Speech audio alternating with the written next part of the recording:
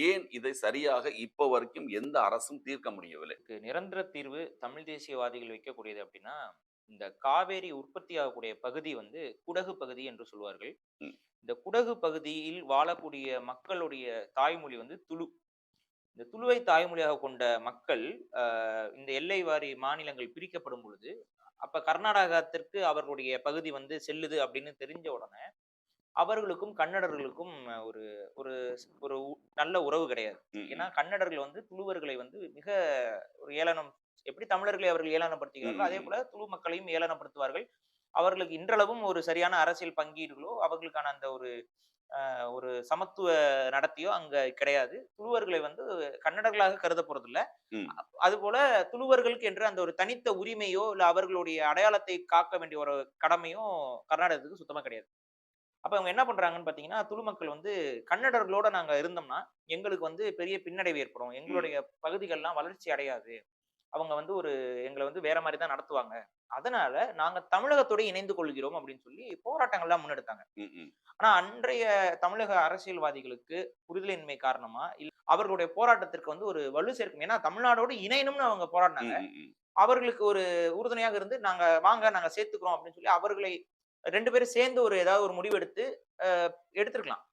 So அந்த ஒரு தீர்வை நோக்கி தமிழ் தேசியவாதிகள் நகருவோம். ம். ஏன்னா இன்றளவும் அந்த கோரிக்கையை வந்து துளுவை தாய்மொழியாக கொண்ட மக்கள், அவங்க துளு சங்கங்கள்லாம் இருக்குல்ல, அவங்க வந்து இன்னும் அந்த கோரிக்கைய வச்சுட்டு இருக்காங்க. ம், ம். தமிழகத்தோட நாங்க இணைஞ்சிரோம்னு. ஏன்னா அவங்க கர்நாடகத்தோட இணைந்ததுனால, ம், ம்.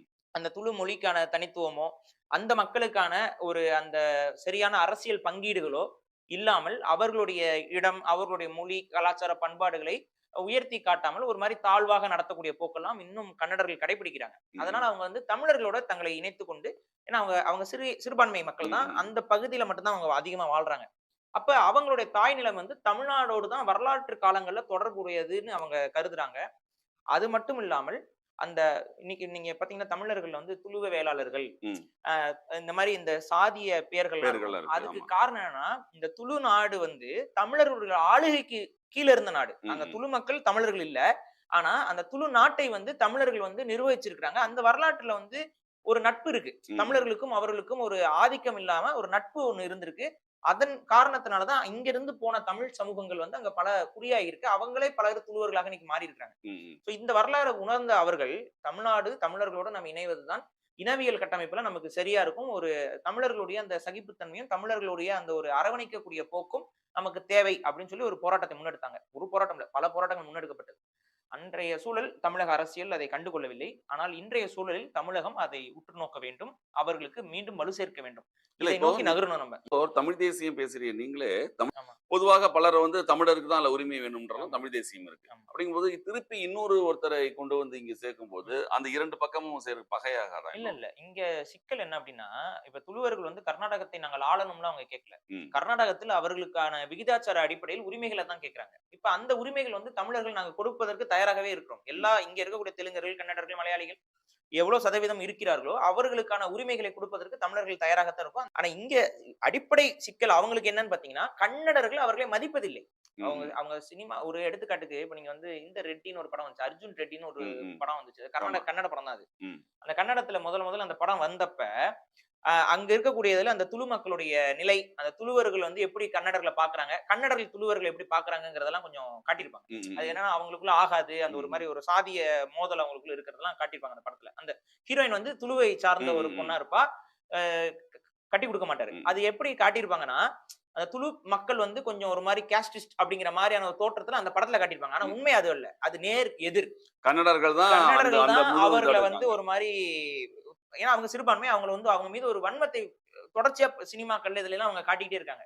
அந்த பகுதியில் தான் இந்த இந்த நம்ம கர்நாடகா இந்த காவேரியுடைய தொடக்கம் என்பது அந்த குடகு. ம், அந்த ம். பகுதி தான். இன்னைக்கும் கூட பாருங்க, பெங்களூரு இதுல எல்லாம் இங்க பந்த் எல்லாம் அறிவிக்கிறாங்க. பெங்களூர்ல பந்த் அறிவிக்கிறதுக்கு காரணம் என்னன்னா, பெரும்பான்மை தமிழர்கள் அங்க. ம், ம். அப்ப தமிழர்கள வம்புக்கு இழுக்கணும்ங்கிற நோக்கத்துக்காக தான் பெங்களூர்ல அவங்க பந்த்ன்னு சொல்றதே. ஆனா கர்நாடகத்தோட மற்ற பகுதிகள் எல்லாம் இந்த காவேரி இஷ்யூக்காக போராட்டம் நடக்குது. குடகு பகுதியில ஒரு போராட்டமும் இல்ல. ம், ம். நீங்க வேணா செய்திகள பாருங்க. ம், ம். குடகுல துளுவ மக்களுடைய கோரிக்கைய பாருங்க. ம். தமிழர்களுக்கு உரிமை இருக்குன்னு தான் அவங்க பேசுறாங்க. ம், ம், ம். 2 ஸ்டேட்டுக்கும் சரி பங்கா பிரிச்சு தானே குடுக்கணும்னு அவங்க பேசுறாங்க. நம்ம பேசுற அதே அரசியல் அவர்களும் பேசுறார்கள். ம், ம். அப்ப அரசியல் ரீதியாக அவர்கள் நம்மோடு நெருக்கமாக இருக்கிறார்கள். இதுல பிரச்சனை என்னன்னாங்க, காவேரி வந்து உருவாக்கம் கர்நாடக எல்லைக்குள்ள இருக்கு. ஆனா காவேரி கர்நாடகத்துக்குள்ள ஓடல. காவேரி நதி கிட்டத்தட்ட 90% தமிழக பகுதிகளுக்குள்ள ஓடுது. வெறும் 10% தான் வந்து கர்நாடக மலைப்பகுதி. அந்த கர்நாடக மலைப்பகுதியிலயும் அங்க வந்து பாத்தீங்கன்னா மக்கள் பெரிய அளவுக்கு விவசாய மக்களோ இல்ல அந்த நீரை பயன்படுத்தக்கூடிய மக்களோ கிடையாது. ஆனா அங்க அணை கட்டுவதற்கு ஏதுவான நிலப்பரப்பு அங்க இருக்கு. ம். ஏன் அப்படின்னா எல்லாமே மலைப்பகுதி. ம். உங்களுக்கு இங்க இன்னைக்கு கர்நாடக அரசுலாம் என்ன சொல்றாங்கன்னா, ஏன் மேட்டூர் அணை கட்டுன மாரி நீங்க இன்னும் அணைகள் கட்டிக்கலாமே. தேவைன்னா டேம்ஸ் நீங்களும் போட்டுக்கோங்க. டேம்ஸ் போட்டுக்கோங்கன்னு அவங்க சொல்றாங்க. சேமிச்சு வச்சுக்கோங்க தண்ணீரன்னு. அது நீங்க பிடபிள்யூடி ஆபீசர்ஸ்லாம் வந்து ப்ரொபோசல்ஸ்லாம் வைக்காமலாம் கிடையாது. ஆனா ம். உண்மையிலேயே வந்து நம்ம இந்த காவிரி டெல்டாவ பொறுத்தவரைக்கும் அந்த இது ஒரு இயற்கை சூழல், சமதளம். அந்த இயற்கை சூழல். இந்த இயற்கை சூழல் இல்ல. ம். நமக்கு எங்கெங்கெல்லாம் டேம் கட்டுவதற்கான ஏதுவான கட்டமைப்புகள் இருக்கோ, அங்கெல்லாம் நம்ம டேம் கட்டிட்டோம். ம். முன்னாடியே பெரிய அளவுக்கு இன்வெஸ்ட்மென்ட் காமராஜர் பீரியட்லயே எத்தனையோ அணைகள் தேடி தேடி கட்டப்பட்டது.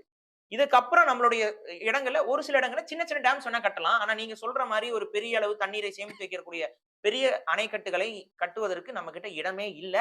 இடமில்லை என்று சொல்வதை விட அதற்கான இயற்கை சூழல் அமையல. ஒரு டேம வந்து தொட்டி மாரிலாம் கட்டி வைக்க முடியும். நெறைய பேர் தவறா புரிஞ்சுக்கிறாங்க. தொட்டி வேற, டேம் வேற. டேம் என்பது ஒரு நதி வருகிறது.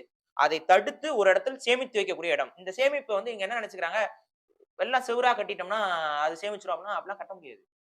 அது இயற்கை நீங்க எத்தனை கன அடிய அதுக்கு எவ்வளவு பிரஷர் வைக்கணும். அந்த ம். அந்த பிரஷர மெயின்டெயின் பண்ற அளவுக்கு டேம் வந்து ஸ்ட்ராங்கா இருக்கணும். அப்ப அதுக்கான சூழல் வந்து இயற்கையை தான் உருவாக்கி கொடுக்கணும். அப்ப எப்படி கட்டுவாங்கன்னா டேமு, 2 பக்கம் மலை இருக்கும். ஏதாவது ஒரு பக்கம் தடுப்ப போட்டு அந்த பிரஷர் பாயிண்ட் வந்து இந்த பக்கம் இல்லாம பிரஷர் பாயிண்ட் வேற பக்கம் இருக்கிற ம். மாரி அது இயற்கை மலைகள் தாங்குற மாரி தான் கட்டுவாங்க. அப்படிதான் டேம்ஸ் பலது கட்டிட்டோம். இப்ப நம்மளோட காவிரி டெல்டா பகுதிகள்ல வந்து டேம் கட்டுவதற்கு வாய்ப்பில்லை. நீங்கள் வந்து இங்க ஏரிகள் வெட்டலாம், குளங்கள் வெட்டலாம். இப்ப குளம், ஏரியில இருக்க பிரச்சனை என்னன்னு பார்த்தீங்கன்னா, உங்கனால நீரை வந்து அப் பம்ப் பண்ணி தான் குடுக்க முடியும். ம்.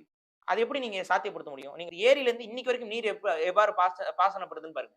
இயற்கையா பாசனப்படுத்தப்படுறதில்ல. மோட்டர் போட்டு இன்னைக்கு வரைக்கும் கவர்ன்மெண்ட் மோட்டர் பம்ப் மூலியமா ம். தள்ளுது தண்ணிய. அதெல்லாம் வந்து பார்த்தீங்கன்னா, ரொம்ப லாங் ரேஞ்சுக்குலாம் நீங்க தள்ள முடியாது.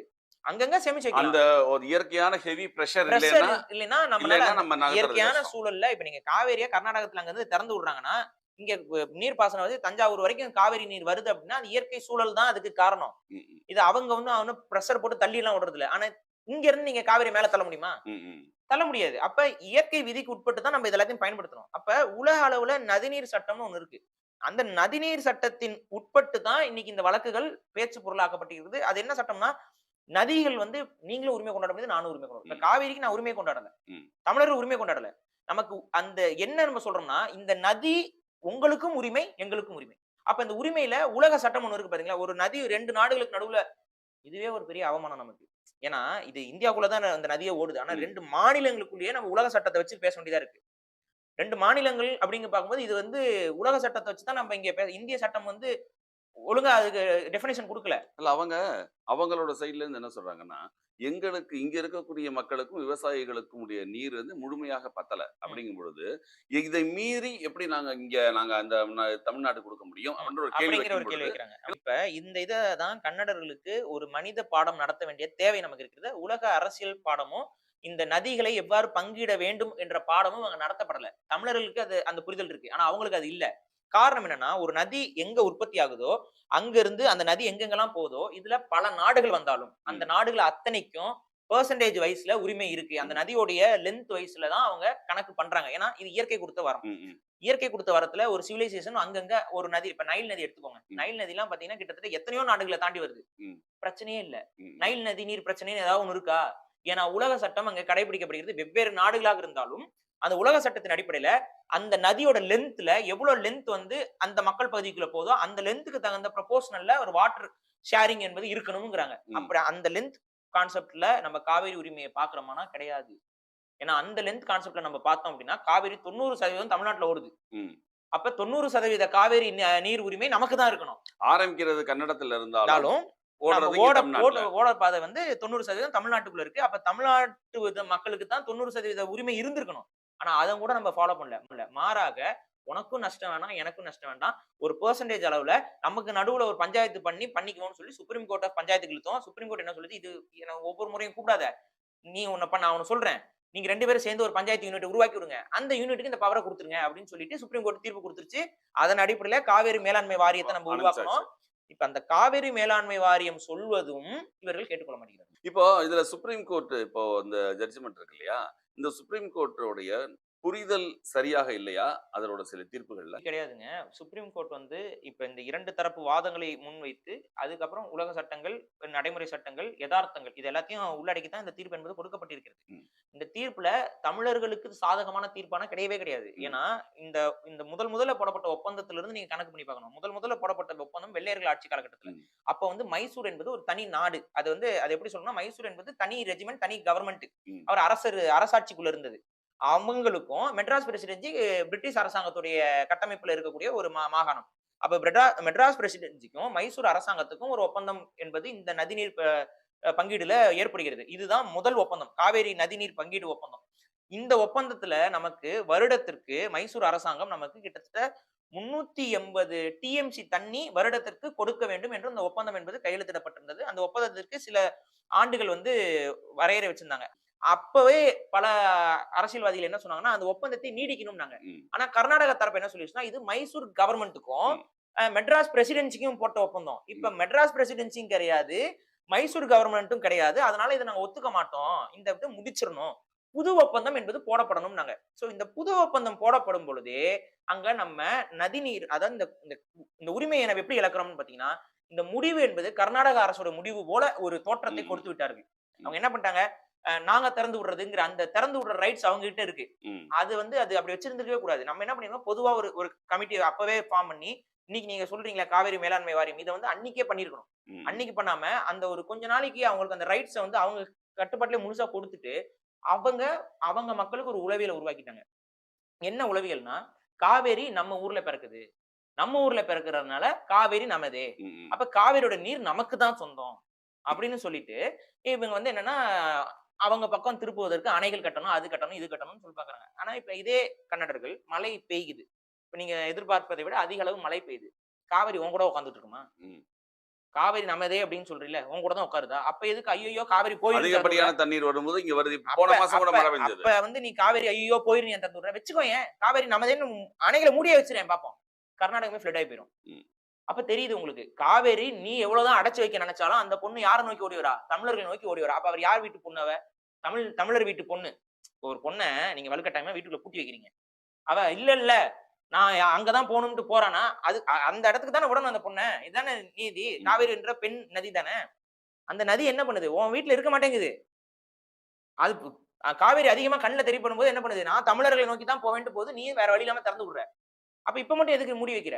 அப்ப நாங்க என்ன சொல்றோம், உனக்கு எவ்வளவு தேவை நீ சொல்லு, அந்த காவேரி இதுல சொல்லு, மேலாண்மை வாரியத்துல சொல்லு, என்னோட தேவை இவ்வளவு இருக்கு. அதே போல தமிழக அரசு காவேரி நதி நீர்ல எவ்வளவு தேவை எங்களுக்கு இருக்கு, ரெண்டும் வருது. வந்தோடனே நீ எடுத்துக்கோ, நான் எடுத்துக்கிறேன், எனக்கு கொடுக்க வேண்டிய பங்கை நீ கொடுத்துரு. இப்ப நடுநிலையா ஒருத்தர் வந்து தீர்ப்பு கொடுக்கறதுக்கு நீ ஒத்துக்கோ. மாறாக நீ என்ன பண்ற, ஒரு சொட்டு தண்ணீர் கூட கொடுக்க கூடாதுங்கிற ஒரு போராட்டத்தை முன்னெடுக்கிற. நீங்க பாருங்க, நீங்க அந்த போராட்டக்காரர்களுடைய இப்ப போராட்டம் நடக்கிறது எல்லாமே அந்த ஒரு சொட்டு தண்ணீர் கொடுக்க மாட்டேன்னு நம்ம முதல்வரா இருந்தாலும், நீங்க மாற்று கருத்து இருந்தாலுமே ஒரு முதல்வருக்கு ஒரு செய்யற மாதிரி நடத்தி இது வந்து பாருங்க, கர்நாடக அரசு என்ன பண்ணுதுன்னு பாருங்க. இப்ப இதே மாதிரியான ஒரு நிகழ்வு வந்து தமிழகத்துல நம்ம செய்யும் பொழுது அவர்கள் மீது வழக்கு பாயுது. இப்ப வட்டால் நாகராஜ் வந்து, இப்ப இது நதிநீர் பிரச்சனை, இதுக்கும் கர்நாடகா வாழ் தமிழர்களுக்கும் என்ன பிரச்சனை? கர்நாடகத்துல தமிழர்கள் பூர்வீகமாக வாழ்கிறார்கள், பெங்களூர்ல வாழ்றாங்க அப்படின்னா, பெங்களூர் வாழ் தமிழர்கள் தமிழ்நாட்டுக்கு கிளம்பி போங்கன்னு சொல்லி வட்டால் நாகராஜ் பேசுறாரு. அவர் மீது என்ன வழக்கு பதிவு செய்யப்பட்டது? இல்ல இது இப்பன்னு இல்ல, ரொம்ப காலமா நடந்துட்டு அவர் ஒவ்வொரு தடவையும் இந்த மாதிரி உணர்வுகளை தூண்டி விட்டு தான் பேசுறாரு.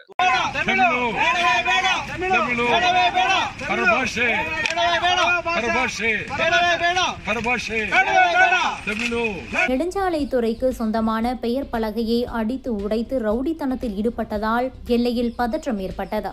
இந்த போராட்டம் குறித்து தாளவாடி காவல்துறை விசாரித்து வருகிறது. ಕರ್ನಾಟಕದಲ್ಲಿ ಕಡ್ಡಾಯ ನಾಮಫಲಕ ಬೇಕೇ ಬೇಕು. ಕರ್ನಾಟಕದಲ್ಲಿ ಕಡ್ಡಾಯ ನಾಮಫಲಕ ಬೇಕೇ ಬೇಕು. ಕರ್ನಾಟಕದಲ್ಲಿ ಕಡ್ಡಾಯ ನಾಮಫಲಕ ಬೇಕೇ ಬೇಕು. ಕರ್ನಾಟಕದಲ್ಲಿ ಕನ್ನಡ ನಾಮಫಲಕ ಬೇಕೇ ಬೇಕು. ಕರ್ನಾಟಕದ ಗಡಿ ಭಾಗದಲ್ಲಿ ನಿಂತಿದ್ದೇವೆ.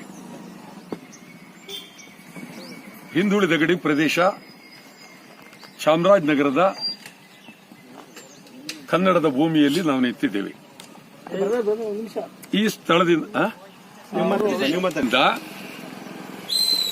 ತಾಳವಾಡಿ ಇದು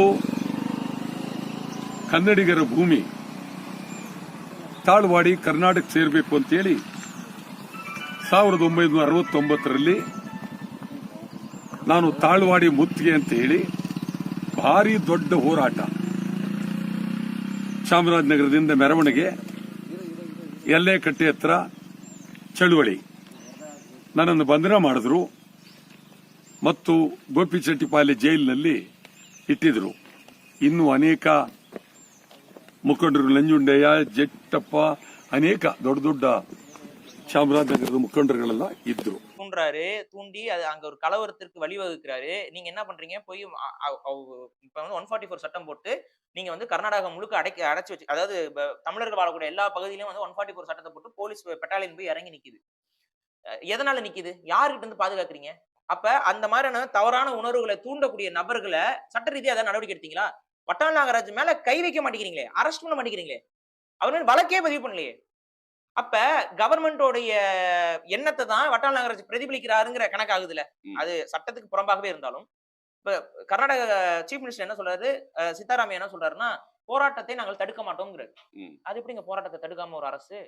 அது சரி, போராட்டம் வந்து அறவழியில் இருந்தால் பரவாயில்ல, அறவழியில இருக்க போராட்டத்துக்கு எதுக்கு பஸ் நிப்பாட்டுறீங்க?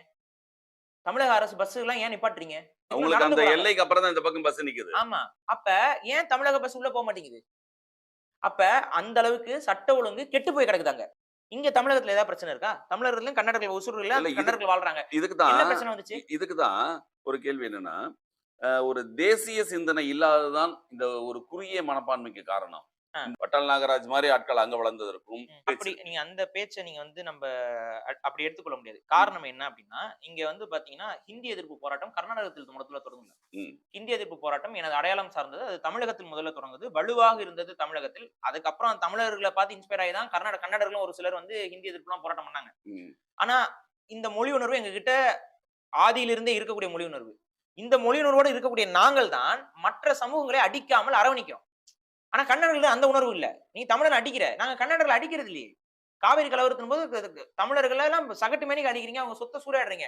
அதே நேரத்துல ரியாக்ஷன் இந்த பக்கம் பாருங்க, இந்த பக்கம் ரியாக்ஷன் பாருங்க. எந்த அளவுக்கு மக்கள் பாதிப்படைஞ்சாங்க. இல்ல, ஒரு வேடிக்கையான ஒரு விஷயம் சொல்றேன். நண்பர் தான் அவர் சிறைப்பட்டு அதுக்கப்புறம் விடுதலை ஆனாரு. கேபிஎன் டிராவல்ஸ் வந்து கொளுத்துனாங்க, ஞாபகம் இருக்கா?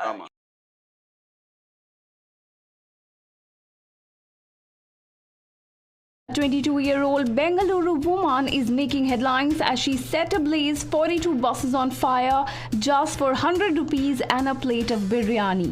According to media reports, 42 buses were set alight by one woman who is just 22 years old. The woman, C. Bhagya, is a laborer on a daily wage. She used petrol and diesel bombs to torch buses. However, Bhagya's mother, Yellama, has told the media that her daughter was offered 100 rupees and a plate of mutton biryani by friends to join the protest.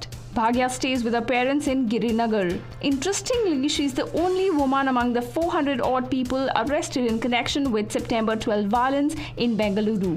The Kāvēri water row has sparked violent protest and destruction of property over the last 2 weeks in southern India, all over the release of water between the states of Karnataka and Tamil Nadu. நேரத்துல ஒரே ஒரு மானத்தமிழன் நண்பர், பேரை சொல்ல விரும்பல, அவர் வந்து பாத்தீங்கன்னா இங்க ஒரு வேனை கொளுத்தி விட்டாரு. கர்நாடகளோட வேனை கொளுத்தி விட்டாரு. என்ன கேட்டுட்டு தெரியுமா கொளுத்துனாரு? இன்சூரன்ஸ் இருக்கான்னு போய் கேட்டுட்டு கொளுத்துனாரு. கொளுத்திருக்கே தேவையில்லை. அவர் என்ன, இல்ல அவங்க 20 பஸ் அவங்க கொளுத்திட்டாங்க, நம்ம எதிர்ப்பே காட்ட மாட்டேங்கிறமேன்னு சொல்லிட்டு எதிர்ப்ப காட்டணுங்கிறதுக்காகவே வேணும்னே போய் அவர் பண்ணாரு.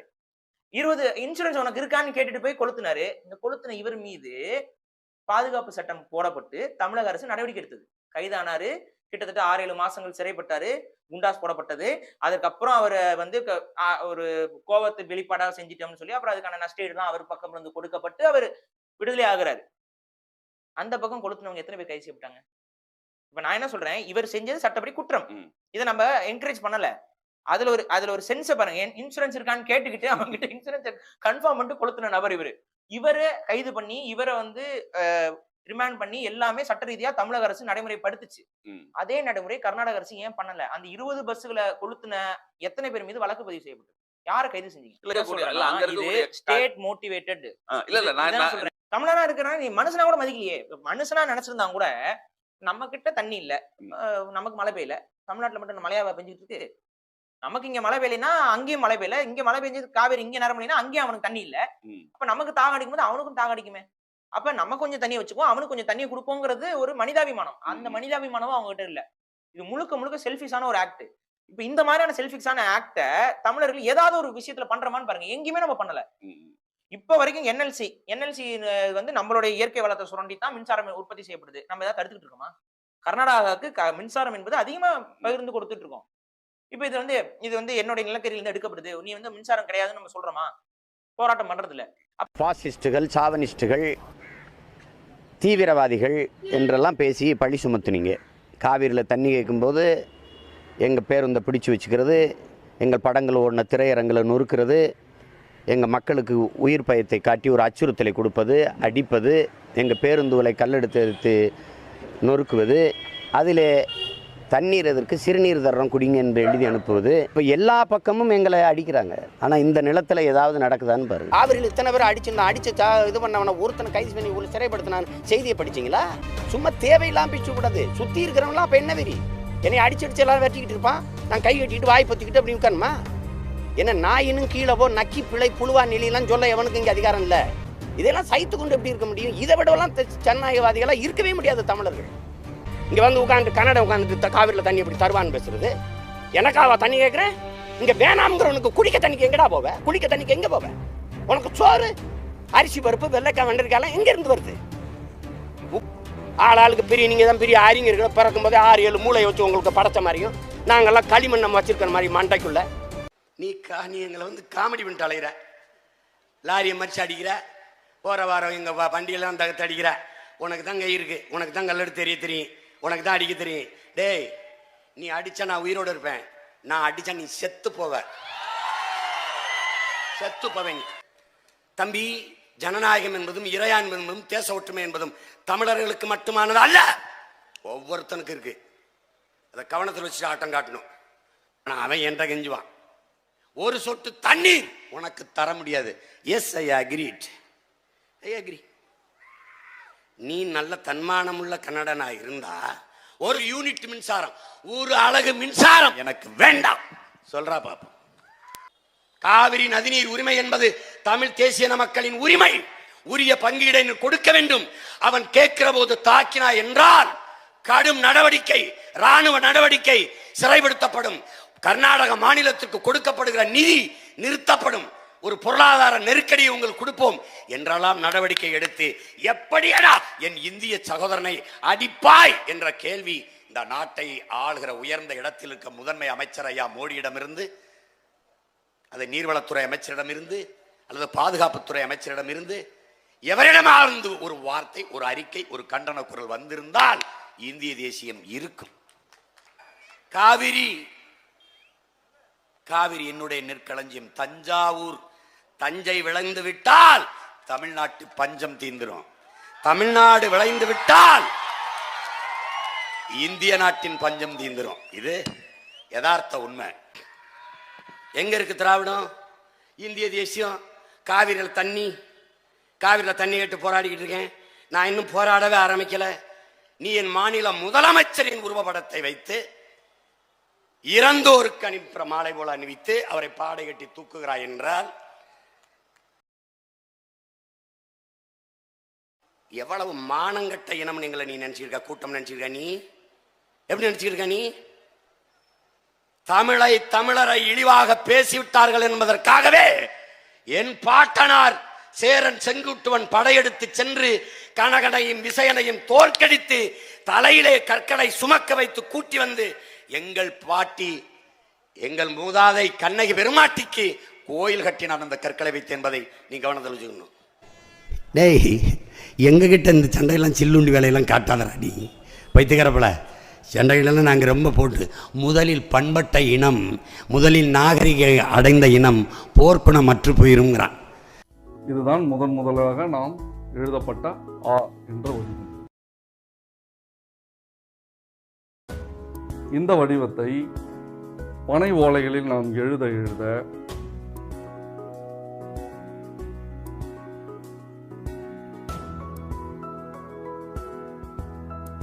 இவ்வாறு திரிபடுகிறது. இந்த திரிவு நாளுக்கு பின்னால் ஜியு போப், கால்டுவெல் போன்ற மேலை நாட்டு அறிஞர்கள் பனை ஓலையில் இருக்கக்கூடிய தமிழை காகிதங்களுக்கு அச்சுக்கருவி கொண்டு வரும்பொழுது இதில் சில மாற்றத்தை ஏற்படுத்துகிறார்கள். இது போன்ற ஒரு சுழியை அமைத்து நன்றாக வளைத்து நேர்கோடாக செய்து இது போன்ற ஒரு நிலைக்கு கொண்டு வந்து வைத்து விடுகிறார்கள். இப்பொழுது நம்மளுடைய கேள்வி இந்த இடத்திலே மீண்டும் எங்கே எழுகிறது என்றால், இந்த வடிவத்தை இவர்கள் கொண்டிருந்ததற்கு ஒரு காரணம் இருக்கும் என்று தேடச் சென்றோம். நமக்கு இந்த வடிவம் கிடைத்திருக்கிறது. இந்த வடிவம் கிடைத்ததற்கு என்ன காரணம்? இப்பொழுது நம்முடைய தேடல் மீண்டும் இந்த இடத்திலே துவங்குகிறது. இந்த வடிவத்தை இந்த ஆ என்ற ஒலிக்கு வைத்ததற்கு என்ன காரணம், என்ன பொருள் இருந்திருக்க வேண்டும் என்பதை நாம் இப்பொழுது பதிவு செய்ய போகிறோம். இப்போ இந்த இடத்துல இந்த மனிதனுடைய உருவப்படத்தை நீங்க மறைத்து விட்டு இந்த ஆ என்ற ஒலி பயணப்பட்ட திசை, இந்த காற்று பயணப்பட்ட திசையை மட்டும் நம்ம இந்த இடத்துல எடுத்துப்போம். உந்தியிலிருந்து காற்று புறப்படுகிறது. அது இந்த 3 இடத்துல வந்துருச்சு. தலையினும் மிடற்றினும் நெஞ்சினும் நிலை கொண்ட காற்று மிடற்றிலிருந்து உயிரெழுத்தாக வெளிப்பட போகிறது. அது பல்வரிசையை தாண்டி வெளிப்பட்டால் ஆ ஆ என்ற எழுத்து இவ்வாறாக பிறந்திருக்கிறது. அதனால நாங்கள் பாவம் பார்த்து விட்டுக்கிட்டு இருக்கோம். அங்கேருந்து அடித்து வரட்டெலாம் பார்த்துக்கிட்டு இங்கே என் ரத்தம் ஓடினவன் ஏறி இல்லை. அதனால அங்கே லட்சக்கணக்கான செத்தாலும் பதவியில் உட்காந்துக்கிடுவான்.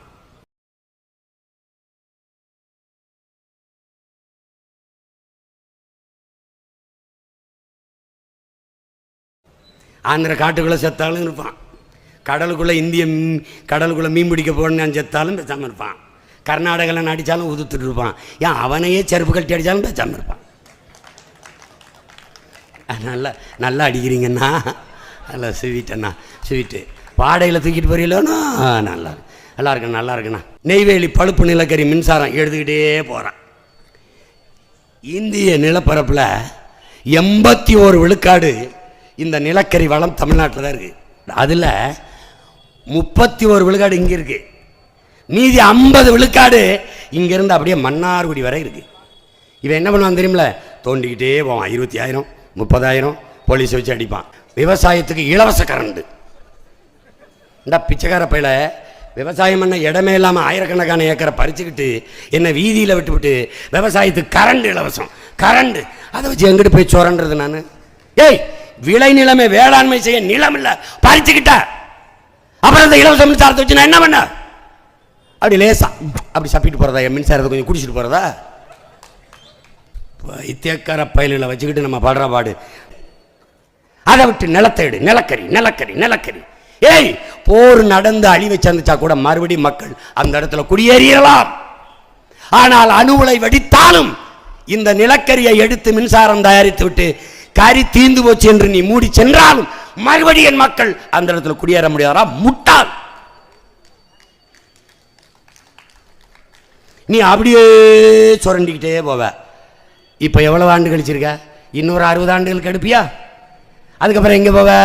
மூடிடுவேன். நான் எங்கே போவேன்? இந்த தோண்டி எடுக்கிற வீட்டுக்குள்ள வந்து நாங்கள் குடியிருக்க வேண்டியதான். ஒரு அறிவாந்தம் செய்கிற செயலா? மாற்று மின்பெருக்கத்துக்கு வழியே இல்லை என்றால் சொல்லு. இருக்குல்ல, அப்புறம் அங்கே போ. என் நிலத்தை விடு. என் மொழிக்கு நிற்பியா? நீ நின்றிருக்கியா? என் வளத்துக்கு நிலத்துக்கு நின்றிருக்கியா? அதன் வளத்துக்கு நின்றிருக்கியா? கொள்ளையடிக்க வருவேன். சொல்லுங்க. மீத்தேன் எடுப்ப, நிலக்கரி பழுப்பு நிலக்கரி எடுத்துட்டு போவ. சரி, நெய்வேலி பழுப்பு நிலக்கரி எடுத்துட்டு போறீங்களா? போல் சொத்தாக்கிட்டீங்களா? காவிரி நதி உரிமை தலையிட்டு நீ பெற்றுத்தர வேண்டியதானே? ஏன்னா இந்திய கட்சிங்கிற பாரதிய ஜனதா தேச ஒற்றுமை, தேச பற்று, பாரத மாதா எங்களெல்லாம் பெறலையாடா? பைத்தியக்காரங்களா? எங்களெல்லாம் பெறல.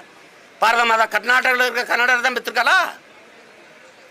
அப்படின்னு உங்க ஆத்தா அவனுக்கு மட்டும் தண்ணி ஊற்றிட்டு எனக்கு நாக்கு வறண்டு போட விடுறா? எப்படி? எனக்கு ஒரு சொட்டு தண்ணி தர மாட்டாளா? எப்படி இது? கோவப்படக்கூடாது. கோவப்படாம மானரோசம் கட்ட சொங்கி போயிடல. அப்ப நாங்க அவன் எனக்கு தண்ணி தர முடியாதுன்னு சொல்றான்லடா. அவன் மான கன்னட சொல்றா. தமிழ்நாட்டிலேருந்து நெய்வேலி பழுப்பு நிலக்கரியிலேருந்து மின்சாரத்திலேருந்து வர்ற மின்சாரம் எனக்கு 1 யூனிட் மின்சாரம் வேணாம்னு சொல்றேன். நரிமணம் பெட்ரோல் அது எங்களுக்கு வேண்டாம் சொல்லுங்க பாப்போம். அணு உலையில இருந்த மின்சாரம் எனக்கு வேண்டாம் சொல்லு. இருங்க, இதை எப்படி எடுத்துக்கிறீங்க? என் பிள்ளைகள் பாறை வந்து ஓட்டி இருந்தால் தடுத்து அடிக்கிறது அது பண்ணுறது பாரத்துக்கு ஏன் உனக்கு தான் கை இருக்கா? எனக்கு அடிக்க தெரியாதா? எவ்வளோ காலத்துக்கு பொறுமை சேர்க்கறது? நாங்கள் இப்படி போகிறோன்னா எங்களை தூக்கி வழக்கு போட்டு உள்ளே போடுவீங்க. அவன் ஒருத்த மேலேயாவது முதல் குற்றப்பதிவு நடந்திருக்கா பாருங்க, எஃப்ஐஆர் போடப்பட்டிருக்கா பாருங்க. அப்போ இது எப்படி ஒரு நாட்டுக்குள்ள இப்படி ஒவ்வொரு மாநிலத்துக்கும் ஒரு சட்டம் திட்டம்? எங்களை பார்த்தா அருவருப்பா இருக்கு, தண்ணி தர முடியல, எங்களை பார்த்தா அடிக்கிறீங்க. இவ்வளவு பகையை வச்சுக்கிட்டு இத்தனை மாநிலம் எல்லாம் ஒன்னா சேர்ந்து நிக்கணும்? தனித்தனியா பிரிச்சு விட்டுரு, கன்னடம் தனியா போட்டு நாங்க தமிழன் தனியா போட்டு எதுக்கு இருக்கணும்? அது இறையாண்மையும் ஒருமைப்பாடும் தேச ஒற்றுமையும் தமிழனுக்கு மட்டும்தானா, மற்ற இனத்துக்கு கிடையாதா? கேவலமா இருக்குது. சார் இப்போ கொஞ்ச நேரத்துக்கு முன்னாடி வந்து காவிரி மேலாண்மை ஆணையத்தோட தீர்ப்புல வந்து நாங்கள் தலையிட முடியாதுன்னு உச்சநீதிமன்றத்தில் வந்து சொல்லியிருக்காங்க. அதை பற்றி உங்களோட கருத்து என்ன? அந்த மாதிரி ஒரு நிலைப்பாட்டை எடுக்கிறதுக்கு வசதியாக தான் இந்த ஒழுங்காற்றுக்குழு மேலாண்மை வாரியம்லாம் இதெல்லாம் வைக்கிறது. ஒரு நாடுன்னு எனக்கு எப்போ பற்று வரும் சொல்லி, இந்த நாட்டின் வளம் இருக்குல்ல, அந்த வளம் அந்த நாட்டின் குடிகள் எல்லாருக்கும் பொதுமையாக இருந்தால் தான் வளம் வரும், ஒரு பற்று வரும். இப்போ உங்ககிட்ட இருக்கிற நீர்வளம் எனக்கு வரும், எனக்கு இருக்கிற வளம் உங்களுக்கு வரும் அப்படின்னா தான் ஒரு பற்று வரும். உங்களுடைய நீர்வளம் உங்களுக்கே அப்படின்னா என்னுடைய நிலத்தின் வளமும் எனக்கே தானே, அப்படி தானே பார்க்கணும். இப்போ என்னுடைய நெய்வேலி பழுப்பு நிலக்கரியில் உற்பத்தி செய்யப்படுற மின்சாரம் எனக்கே இருக்கா, எல்லாருக்குமா இருக்கா? எல்லாருக்குமா இருக்குது. எனக்கு தடையற்ற மின்சாரம் இருக்கா? நான் இருட்டில் இருக்கேன்ல. சிற்றூர்களை 24 மணி நேரத்தில் 4 மணி நேரம் கூட மின்சாரம் முழுமையாக கிடைக்கல. அப்போ நான் இருட்டில் கிடந்துட்டு என்னை சார்ந்த மற்ற இனங்களுக்கெல்லாம் இந்த நிலத்தில் மின்சாரத்தை பகிர்ந்து கொடுக்குறேன்ல, அப்படித்தானே நீ எனக்கு நீரை கொடுக்கணும். அதை ஏன் கொடுக்கல?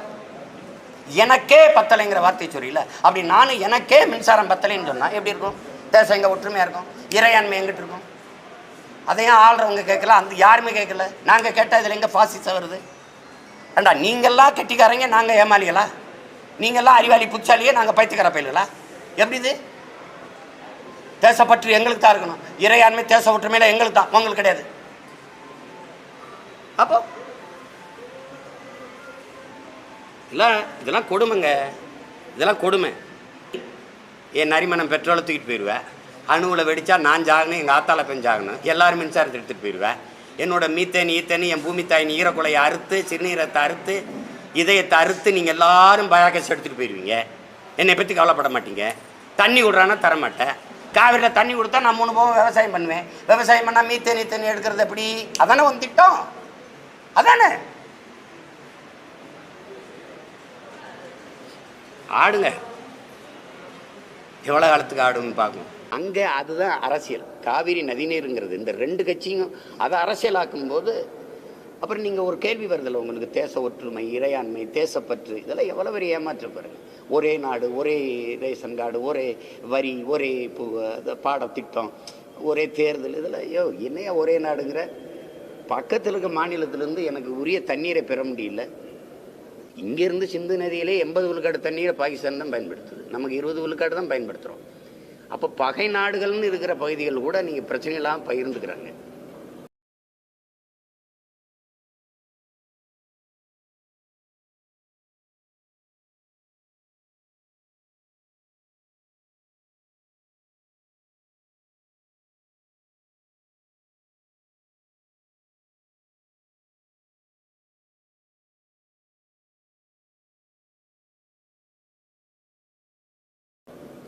அப்படித்தான் பிரம்மபுத்திராலாம் சீனா, வங்காளதேஷ், இந்தியா, இந்த நாடுகள்லாம் பிரிச்சுக்கிறாங்க.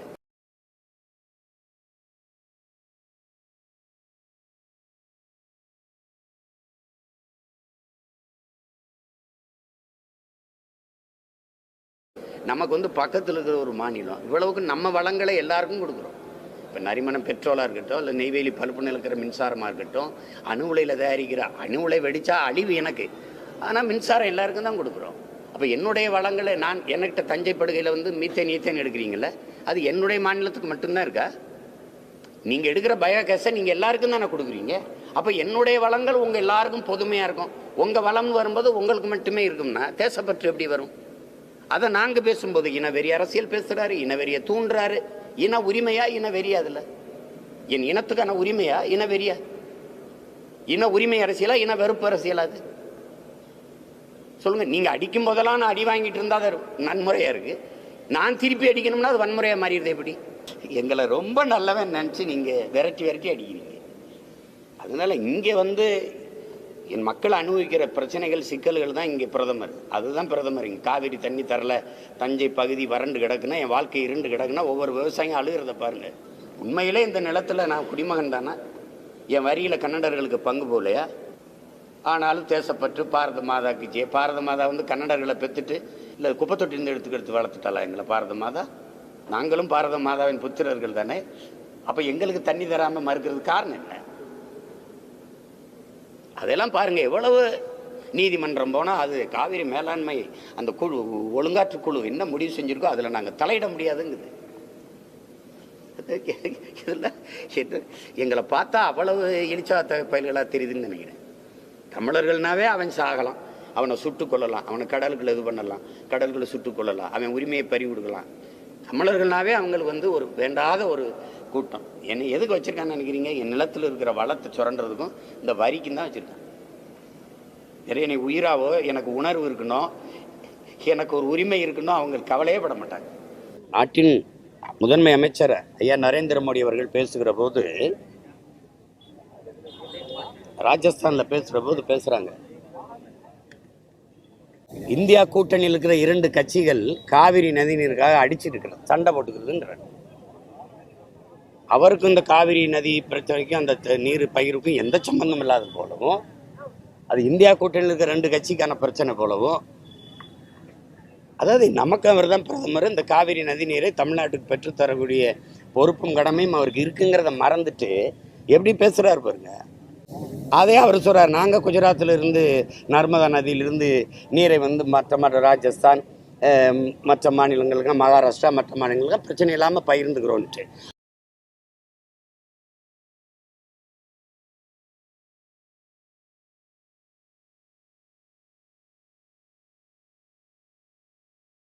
அதே மாதிரி பிரச்சனை இல்லாமல் பகிர்ந்து கொடுக்கறதுக்கான ஏற்பாடை செய்யணும்ல அவர். கர்நாடகாவிலேருந்து எங்களுக்கு பெற்றுக் கொடுக்கணும்ல. அழகா அதுக்கு சம்மந்தமே இல்லாத மாதிரி பேசிட்டு போகிறது. இது எப்படி இருக்கு பாருங்க. காங்கிரஸ் இந்திய இறையாண்மை பேசும், தேச ஒற்றுமை பேசும். பாரதிய ஜனதா இந்திய இறையாண்மை தேச ஒற்றுமை பேசும். பாரத மாதாக்கெல்லாம் ஜெய் போடும். ஆனால் கர்நாடகான்னு வரும்போது கன்னட மாநில கட்சியாக மாறிடும். அப்போ ஒரு தேசிய இனம், தமிழ் தேசிய இனத்தின் உரிமையவே அற்ப தேர்தலுக்காக அது பலியிட தயாராகிடுது. கொடுமை. குறுவையில் எல்லாம் சாகுபடியெல்லாம் தரிசா போச்சு, பட்டு போச்சு. இப்போ ஒரு இதுக்கு 15,000.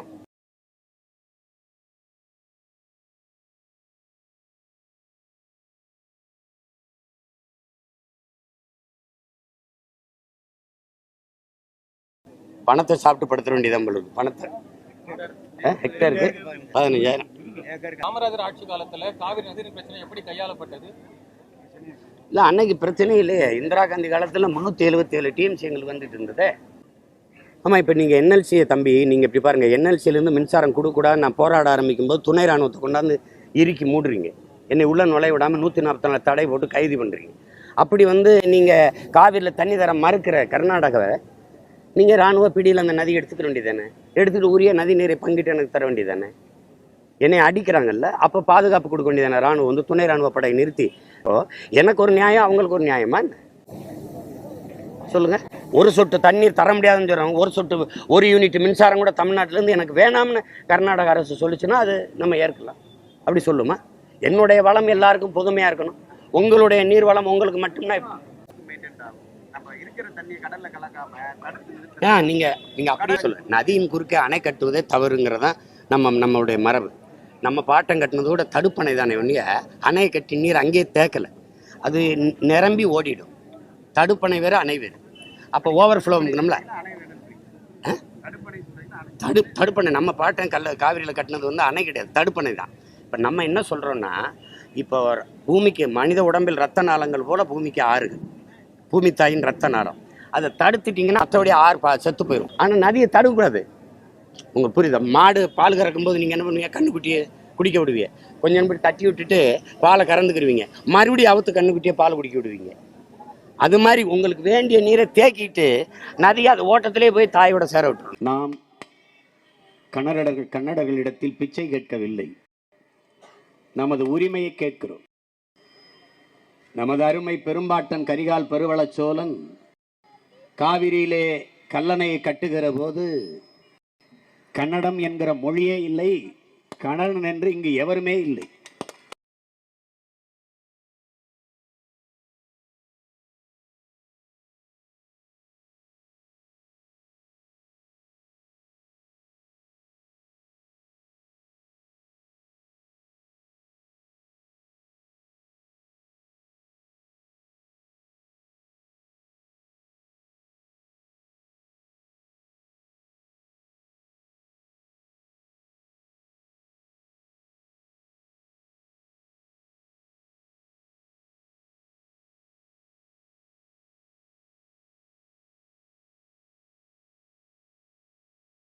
காவிரி ஆற்றுப்படுகையின் குறுக்கே மிகப்பெரிய பாறைகள் போடப்பட்டன. பாறைகளுக்கு அடியில் உள்ள மணல் ஆற்றில் அடித்துச் செல்லப்பட்டு உருவான வெற்றிடத்தில் புதைந்தன பாறைகள். கீழ்மட்டத்தில் இருக்கும் பாறைகள் அதற்கு மேல் கீழிறங்காமல் தாங்கி நின்றன. தொடர்ந்து பல்வேறு காலகட்டங்களில் போடப்பட்ட பாறைகளுக்கு இடையில் களிமண்ணும் நீரில் அடித்து வரப்பட்ட கழிவுகளும் நிரம்பி இருக்கிறது. இயற்கையான கல்லணை உருவாகிவிட்டது. பிறகு இதே கல்லணையின் ஆழத்தில் 13 இடங்களில் துளையிட்டு நடத்தப்பட்ட போர்ஹோல் ஆய்விலும் இது நிரூபிக்கப்பட்டிருக்கிறது. 5 விதமான அடுக்குகளை கொண்ட பாறைகள் ஒவ்வொன்றும் 0.35 மீட்டர் முதல் 7.4 மீட்டர் என்கிற அளவில் கெட்டித்தன்மையுடன் இருந்ததை உறுதி செய்கின்றன. பாறைகள் முல்லை பெரியாற்றிலே கர்னல் பென்னி குக் அவர்கள் அணையை கற்றுகிற போது கேரளா என்ற ஒரு மாநிலமே இல்லை.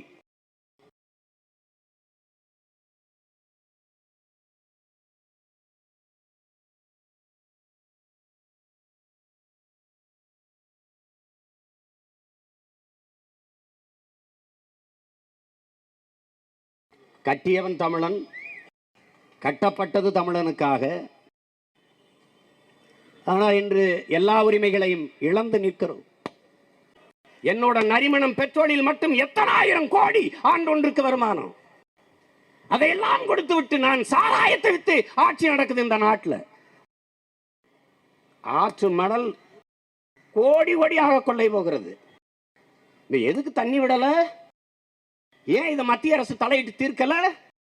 காவிரியில் தொடர்ச்சியாக தமிழர்கள் கேட்கிற நதிநீர் உரிமையை பெற்றுக் கொடுத்தால் விளைநிலத்தை விட்டு வேளாண் பெருங்குடி மக்கள் வெளியேற மாட்டான். ஆண்டுக்கு 3 போகம் வேளாண்மை செய்து கொண்டிருப்பான். நிலத்தை தரமாட்டான். பிறகு எப்படி பல ஆயிரம் ஏக்கர், பல லட்சம் ஏக்கர் கணக்கான நிலங்களை பறித்து மீத்தேன் எடுப்பது? அதனால் தண்ணி வரல. ஆற்றில் எல்லாம் தண்ணி ஓடிக்கொண்டிருந்தால் மண்ணெண்ணி இப்படி விற்கிறது. ஐயா சுப்பிரமணிய சாமி கிட்ட கேட்குறாங்க, காவிரியில் தண்ணி அவா தரமாட்டா. இந்திய இறையாண்மையை காக்க பிறந்த தலைவர். அவ தரமாட்டா. நீ கடல் நீர்ல உப்பை எடுத்துட்டு பயன்படுத்திக்க. அதையே அங்கேயும் போய் சொல்லு. அவ மின்சாரம் அவ தரமாட்டா, நீயே மின்சாரத்தை தயாரிச்சுக்கொண்டு போய் அங்க போய் சொல்லு. இந்திய இறையாண்மையும் ஒருமைப்பாட்டையும் பேசுகிற தலைவர்களின் பேச்சு. அவன் தரமாட்டான். அப்புறம் எதுக்குடா நான் அந்த நாட்டில் இருக்கணும்? எது புல்லு புடுங்கிறதுக்காக இருக்கணும்? எதுக்கு இருக்கணும் இந்த நாட்டில்? சொல்றான், அங்க இருக்கிற தமிழர்களினுடைய உயிரை, உடைமையை கவனத்தில் வைத்துக் கொண்டு பேச வேண்டும் என்கிறான். இங்க இருக்கிற கன்னடர்களுடைய உயிரை, உடைமையை கவனத்தில் வைத்துக் கொண்டு அங்க இருக்கிறவன் பேசணும்ல. அப்போ உடனே நாங்க ஏதாவது தமிழர்கள் எங்கேயாவது ஒரு இடத்துல அடிச்சிட்டான்னா வன்முறையில் ஈடுபட்டார். தமிழன் அடி வாங்குறதெல்லாம் இவனுக்கு நன்முறை. தமிழன் எங்கேயாவது ஒரு இடத்துல அடிச்சிட்டான்னா அது வன்முறையா மாறிடும். நாங்க எப்படிப்பட்ட கூட்டம்னு பாரு. மானத்திற்காக உயரவிட்ட பரம்பரையில பிறந்தவங்க, மானத்துக்காகவே செத்தவங்க. மானத்துக்காக.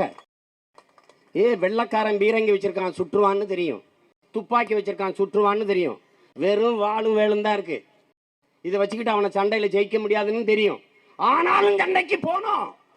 என் பாட்டன் தீரன் சின்னமலை, பூலித்தேவை, மருதுபாண்டியர், வேலு நாச்சியார் எல்லாம் போய் செத்தான்னா ஏன்? மான தமிழனுக்கு மரணத்தை விட மானமே பெரிது என்பதால போய் செத்தான்.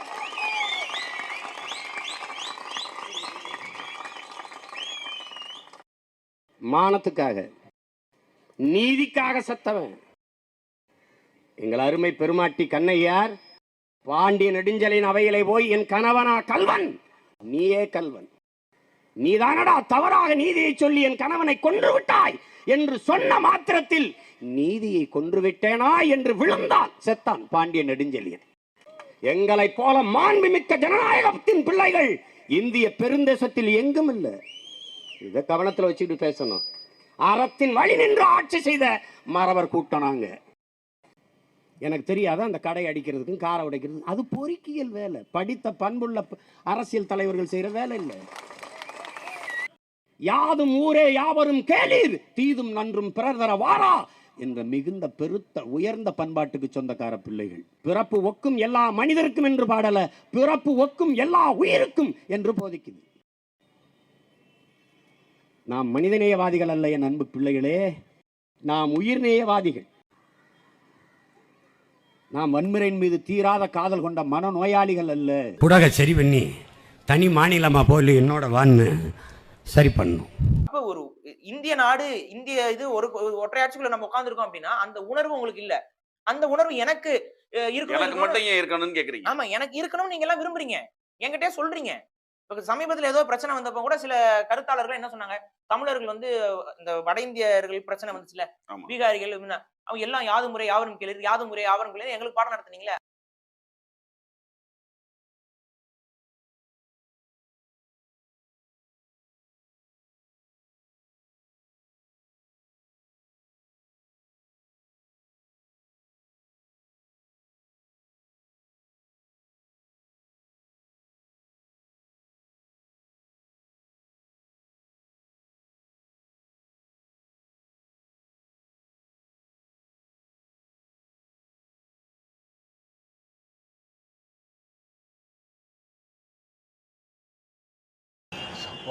இன்னைக்கு கூட போறவங்க தொல்லை தாங்க முடியலையே.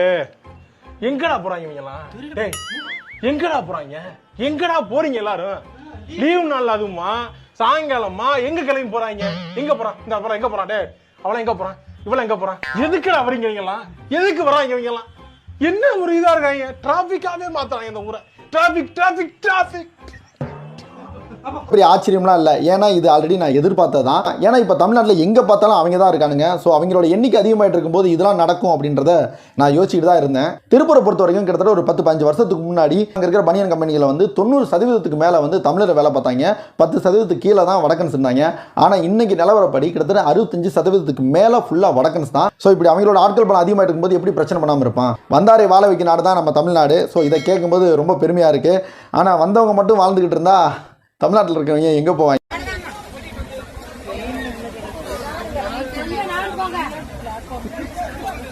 ஐயோ கேவலம் போயிடுச்சு.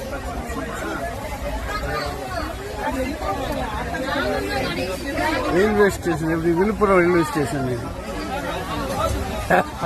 எல்லாம் வடநாட்டுக்கு குளிச்சு காய போட்டிருக்கான விழுப்புரம் ரயில்வே ஸ்டேஷன் கேவலமா போச்சு தமிழ்நாடு. எதனால பேச்சு பொருளா மாறிச்சுன்னு பாருங்க. இப்ப சமீபத்துல சூலூர்ல வட இந்திய தொழிலாளர்களுக்கும் மாணவர்களுக்கும் சண்டை நடந்துச்சு, பார்த்திருப்பீங்க. காலேஜுக்குள்ள சண்டை நடந்துச்சு. அது ஒரு வீடியோ வைரல் ஆகுது. திங்கட்கிழமை இரவு இங்கு உள்ள உணவு விடுதியில் உணவருந்த சென்ற மாணவர்கள் சிலர் கோழிக்கறி கூடுதலாக வழங்குமாறு உணவு பரிமாறிய வடமாநில தொழிலாளர்களிடம் கேட்டுள்ளனர். வழங்க மறுத்ததால் உண்டான வாக்குவாதத்தில் வடமாநில தொழிலாளர்களை சில மாணவர்கள் தாக்கியதாக கூறப்படுகிறது.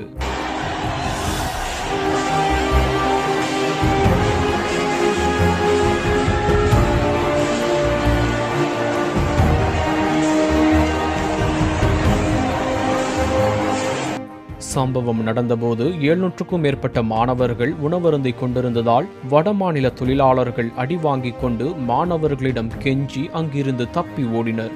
ஓடி சென்றவர்கள் கல்லூரியில் பணியாற்றும் மற்ற வடமாநில தொழிலாளர்களுக்கு தெரியப்படுத்த ஒன்று திரண்டு வந்தவர்கள் மாணவர்களை திருப்பி தாக்கியதால் இருதரப்புக்கும் இடையே கடுமையான மோதல் ஏற்பட்டது.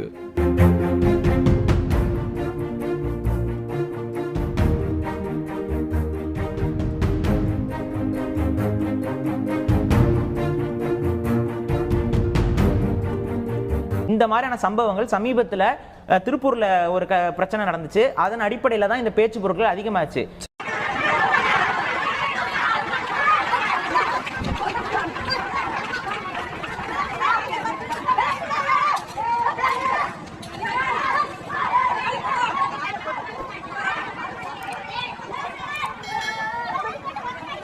ஃபஸ்ட்டு இந்த வீடியோ நான் பார்க்கும்போது நார்த் இந்தியாவில் ஏதோ சண்டை அப்படின்னு நினச்சிட்டு வீடியோ ஸ்கிப் பண்ணிட்டு போயிட்டேன். அதுக்கப்புறம் தான் தெரிய வந்துச்சு தமிழ்நாட்டில் நம்ம திருப்பூரில் வடக்கன்ஸ் வந்து தமிழனை அடித்து விரட்டுறான் அப்படின்ட்டு. இதை கேள்விப்படும் போது எனக்கு அவ்வளோ இதில் யாருமே தமிழர்கள் வடவர்கள் அடிக்கலை, தமிழர்கள் தான் அங்கே விக்டிம் ஆயிருக்காங்களே ஒழிய வடவர்கள் அங்கே விக்டிம்ஸ் கிடையாது. ஸோ இதை நீங்கள் இதை தான் நம்ம சொல்லிட்டு இருக்கோம். இதை வந்து வெறுப்புணர்வாக இல்லை, மாறாக ஒரு பாதுகாப்புக்காக தான் சொல்கிறோம்.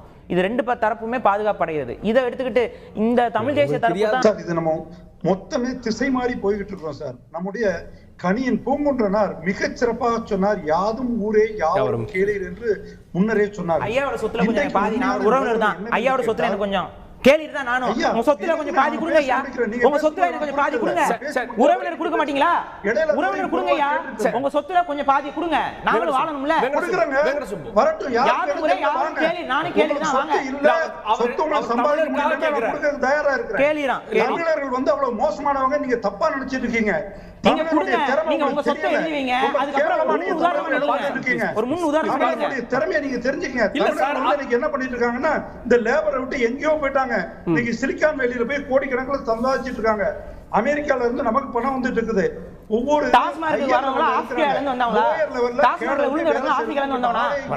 தமிழர்கள் எப்ப பார்த்தாலும் இவங்களே சுந்தர் பிச்சையை காட்டுறது, இவங்களை காட்டுறது. சார் இங்கே லேபர் இருக்காங்க.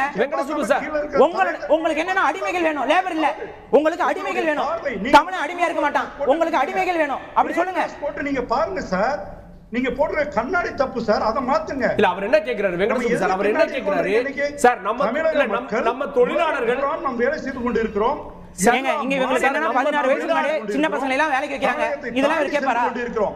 தமிழகத்தில் இன்றைக்கு வெளிமாநிலத்திலிருந்து வேலை செய்கிறவர்கள் எல்லாம் லோ கேடர்ல இருக்கக்கூடிய சாதாரண வேலைக்காரர்கள் சார். அதுக்கும் இங்க ஆள் இருக்காங்கல்ல சார், சார் அதுக்கும் இங்க ஆள் இருக்காங்கல்ல. Computer engineer Venkatasubbu sir, sir Venkatasubbu sir, இன்னும் கொத்தனாரு சித்தாளு கடை வேலைக்கு இருக்கவங்க எல்லாரும் தமிழ்நாட்டுல இருக்காங்க சார், தமிழர்களா இருக்காங்க சார். வேலை கிடைக்காதவங்க இருக்காங்கல்ல. 1000 பேருக்கு வேலை கொடுக்குறேன், ஒரு ஆள் எனக்கு வேலை கிடைக்க மாட்டேங்கிறான் சார். இன்னைக்கு கிளீன் பண்றதுக்கு பூரா நான் 450 ஆளை கூட்ட வேண்டியது இருக்குது. சம்பளம் அதிகமா கொடுங்க சார், வருவாங்க. சம்பளம் அதிகமா கொடுங்க, உங்க லாபத்தை குறைச்சிட்டு சம்பளம் அதிகமா கொடுங்க. ஹையர் லெவல்ல இருக்கிறதெல்லாம் நம்ம ஆட்களை வச்சிட்டு இருக்கோம். சுயநலம் இல்லாமல் உங்களுடைய சம்பளத்தை அதிகப்படுத்துங்க, வேலையாட்களுக்கு கண்டிப்பா வருவாங்க. நமக்கு எதுக்கு அவங்க கொண்டு வந்து வச்சு இந்த ரிஸ்க் எடுக்கணும் நெசசிட்டி இருக்கு. நீங்க தேவையில்லாம இந்த அரசியல் டைரக்ஷன்ல திருப்பிட்டு போறீங்களே தவிர உண்மையான பிரச்சனைக்கு என்ன தீர்வுன்னு சொன்னா உடனடியாக கட்சி பேதம் இன்றி, ஏன் ஒரு பக்கத்துல இங்க நம்முடைய முதல்வர் திரு ஸ்டாலின் அவர்கள் ஒவ்வொரு உலகத்தில் இருக்கிற பெரிய பெரிய கம்பெனி எல்லாம் தமிழகத்துக்கு கொண்டு வர வேண்டும் என்று முயற்சி செய்து கொண்டு இருக்கிறார்கள். இன்னொரு பக்கம் நம்முடைய பிரதமர் மோடி அவர்கள் வெளிநாட்டில் இருக்கிற கம்பெனியை கொண்டு வரணும்னு சொல்லிட்டு, நீங்க குளிக்காம ஒரு வாரம் இருக்க முடியும், தண்ணீர் குடிக்காம எத்தனை நாள் இருப்பேன்னு யோசிச்சுக்க, செத்து போயிடுவேன். நீர்வள பெருக்கம் முதல் வேலை நீர். அன்பு மக்கள்கிட்ட நான் சொல்லுவேன், உங்க மகன் உங்க தம்பி அண்ணன் சொல்லுவேன், காரை இறக்குமதி செய்யலாம், நீரையும் சோறையும் இறக்குமதி செய்ய முடியாது, அது இறக்குமதி செய்யக்கூடாது. ஆனா ஓ நாடு நீரையும் சோறையும் இறக்குமதி செய்து காரை ஏற்றுமதி செய்து, காரை ஏற்றுமதி செய்வது உன் நாடு அல்ல, கொரியன் முதலாளி. கொண்டாய் அப்படின்னு கொரியன் முதலாளி.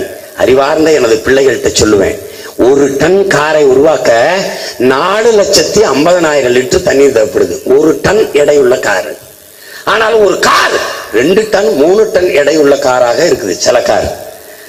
ஒரு டன் எடையுள்ள காரை உருவாக்க 4,50,000 லிட்டர் தண்ணி செலவாகுது என்றால் 5,000 கிராமங்களுக்கான நீர் தேவையை ஒரு கார் குடிக்குது. இதையே இந்த கொரிய முதலாளி அவன் நாட்டில் உற்பத்தி செய்யல, அவன் நாட்டில் நீர் வளத்தை பாதுகாக்கணும்னு நினைக்கிறான். என் நாட்டில் உற்பத்தி செய்து 50 லட்சம் காரை ஒரு ஆண்டு ஒன்றுக்கு ஏற்றுமதிச்சான். எத்தனை காரு? 50 லட்சம் கார். ஒரு காருக்கு 1 டன் எடையுள்ள காரனே வச்சு கணக்கெடுப்போமே, 1 டன் எடையுள்ள காருக்கு 4,5 லட்சம் லிட்டர் என்றால் 50 லட்சம் காருக்கு எத்தனை கோடிக்கணக்கான லட்சம் தண்ணீர் லிட்டர் தண்ணீரை அது வீணாக்கிட்டு அவன் ஏற்றுமதி செய்யறாங்கிறத யோசிச்சு பார்த்துக்க. நீ ஒரு குவளை தேநீர் குடிக்கிற, இவ்வளவுதான் தண்ணீர், ஆனா 96 லிட்டர் அந்த தேயிலை காலி பண்ணிட்டு வருது உன் கோப்பைக்கு. இதுக்குத்தான் மறை நீர்னு பேரு. உன் கண்ணுக்கு தெரியாது, உன் வளம் நாசமாக்கிட்டு இருக்கிறது. ஆரஞ்சு பழத்தை ஏற்றுமதி செய்தவன், கோதுமையை ஏற்றுமதி செய்தவன், காரை ஏற்றுமதி செய்தவன் நிறுத்திட்டான். கொரியன் முதலாளி ஊர்ல ஹொண்டாய்ங்கிற காரை உற்பத்தி செய்து ஏற்றுமதி செய்யறான். இதையே அவன் ஊர்ல தொழிற்சாலை வைக்கல? ஏன் வைக்கல? அவன் நாட்டின் வளத்தை அவன் காப்பாற்றணும்னு நினைக்கிறான். உன் நாட்டின் நிலத்தின் வளத்தை காப்பாற்றணும் இதை ஏன் நினைக்கல? ஆதரவு ஆள் இல்ல.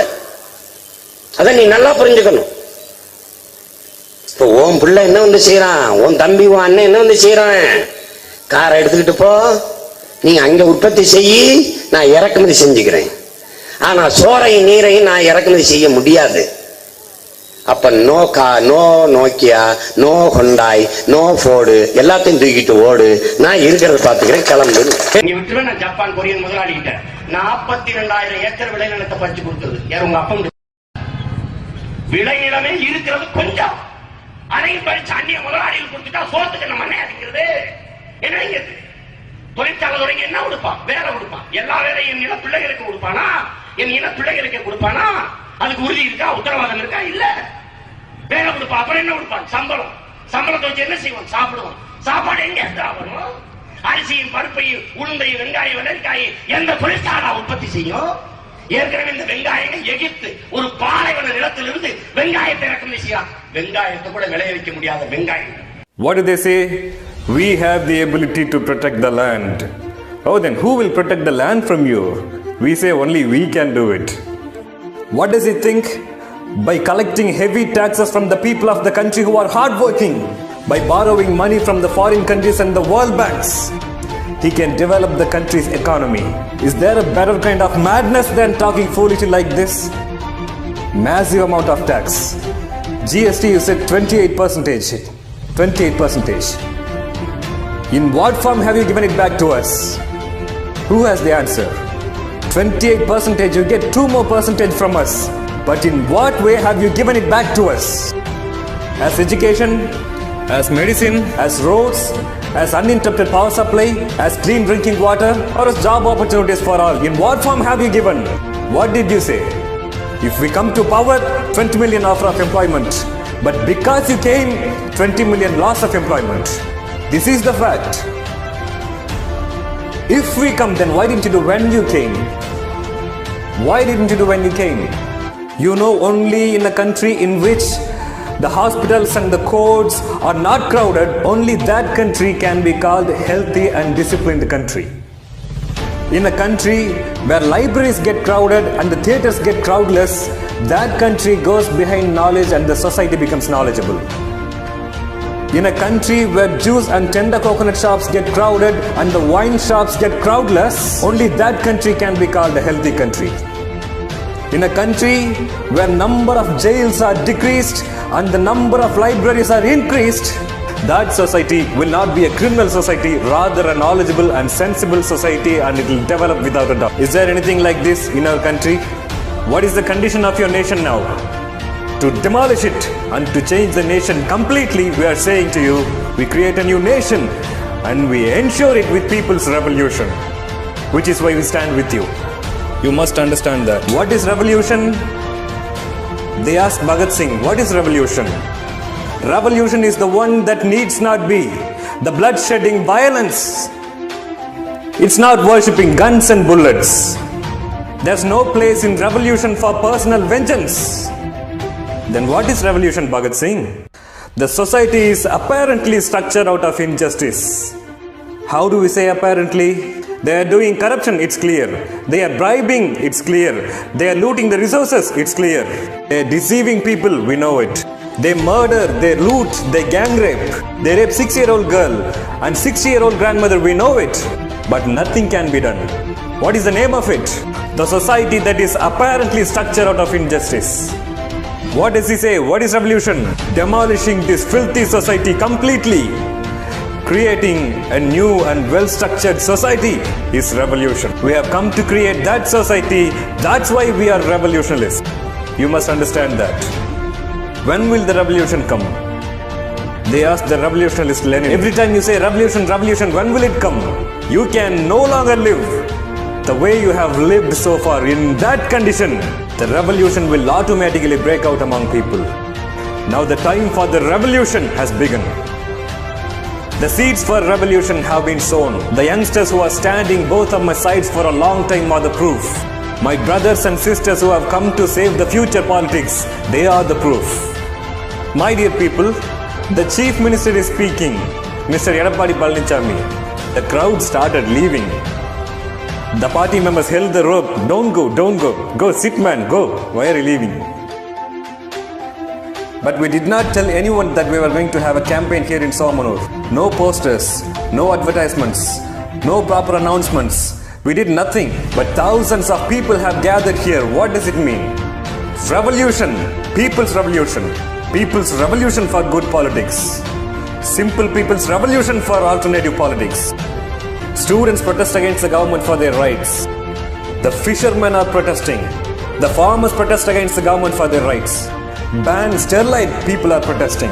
Ban nuclear power plant, people are protesting. The transport workers are protesting. The doctors who save people's lives are protesting against the government. Nurses protest against the government. Respected teachers who educate our children are protesting against the government. Even after all these calamities, the rulers are saying we are giving good governance. What kind of fun, what kind of stupidity, what kind of cruelty. Here and there is a lots of sparks of fire. These pieces of fire, the effort of bringing them together is one day, huge revolution will break out. Out of where? Out of the drought that my land is going to face. The revolution for new politics will break out in this. Understand one thing clearly, my dear sensible brothers and sisters and the elders who gathered here. The future of a country is determined in the classrooms of the country. A country's welfare is determined in the kitchens of every house in the country. A country's resource is determined based on the land resources that the country has got. The wellness of the land sources of a country is determined by the water sources that the country has got, without a doubt. The water resources of the country is of course determined by the rain resources of the country. The rain resources of the country is determined by the mountain resources of the country. That's it. This is a circle. Batmasura asked for a blessing from Lord Shiva. If I put my hand on anyone's head, he must burn to ash. Shiva says it's given. Now Batmasura tells Shiva, I want to test whether it works, so I'm going to put my hand on your head. Exactly the same way, we cut down the trees that are hands of Mother Earth. We suck the rivers that are blood vessels of Earth. Now we break the head of the earth that are mountains. We emptied and sold the river sand, now the mountains have been targeted. We killed the mountains to get mountain sand, which is shortly called M sand. Only from the mountains come waterfalls. Waterfalls become rivers. From rivers we get water. From water, food, the source of all living creatures. You must understand that. For thousands of years, for millions of years, the nature has blessed us with the rivers, sand, mountains. You can't create sand, brother. You can't create mountains either. You have no right to destroy what you cannot create. No right. What does Mahatma Gandhi teach us? The Mother Earth fulfills all the needs of all the living creatures on earth. All the living creatures. But she struggles to fulfill the man's greed. Is it not cruel or brutal? What Lord Buddha has taught us. Just like a honeybee that comes to suck honey from a flower and it eats honey without making any damage to that flower, you humans should make use of the nature. But how do they do, these heartless morons? They shatter mountains that they cannot create. Didn't our ancestors build houses? Did they empty the river sand or break the mountains? Did they save millions of money in the banks for you? Or did they get luxurious cars for you? No. They preserved the lakes, the rivers, the trees, and the mountains also for you. Why? The world is not just yours. It belongs to future generations, your children and their children. You're just a tenant who live here for rent. Just like a tenant, when he leaves the house, he makes sure that the house remains undamaged. We must make sure that the earth remains undamaged for the next generation. When a day comes on which you will not be able to live on this earth, a huge revolution will break out and no one can stop it. There has been no revolution for car, but if there is no food and water left, the revolution cannot be stopped in any part. Then the source of life for all the living beings, water. It's not just a human need, not just for humans. All the living beings need. Cow, goat, grass, crops, flies, ant, dogs, fox, crane, sparrow. Everything's need. Plants, trees, everything's need.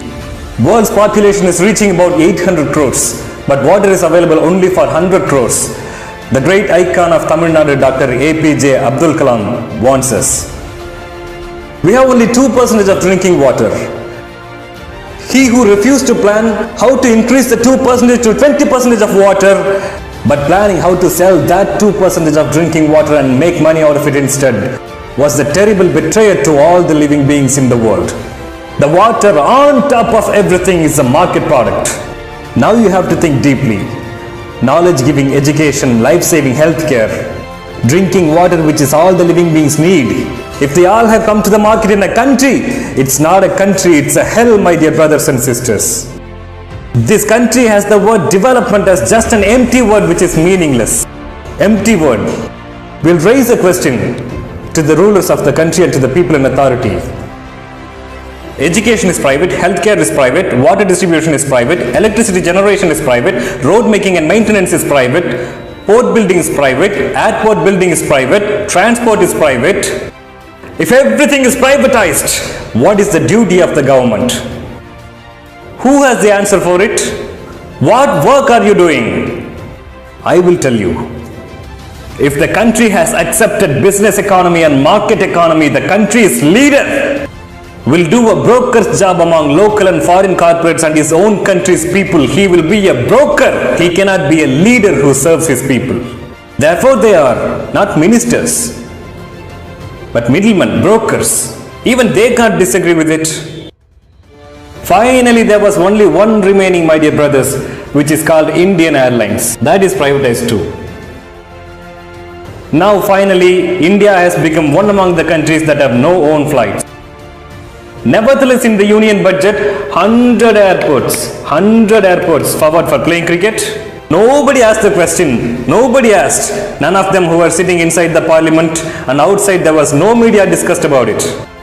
After destroying forests and making roads, the intellectuals have allocated 4,000 crores for fresh air. You can see a union budget like that only now in the world's history. 4,150 crores for fresh air. The finance minister Nirmala Sitharaman has read the union budget. 4,150 crores. My sensible brothers must think about it. How are they going to bring air, fresh air?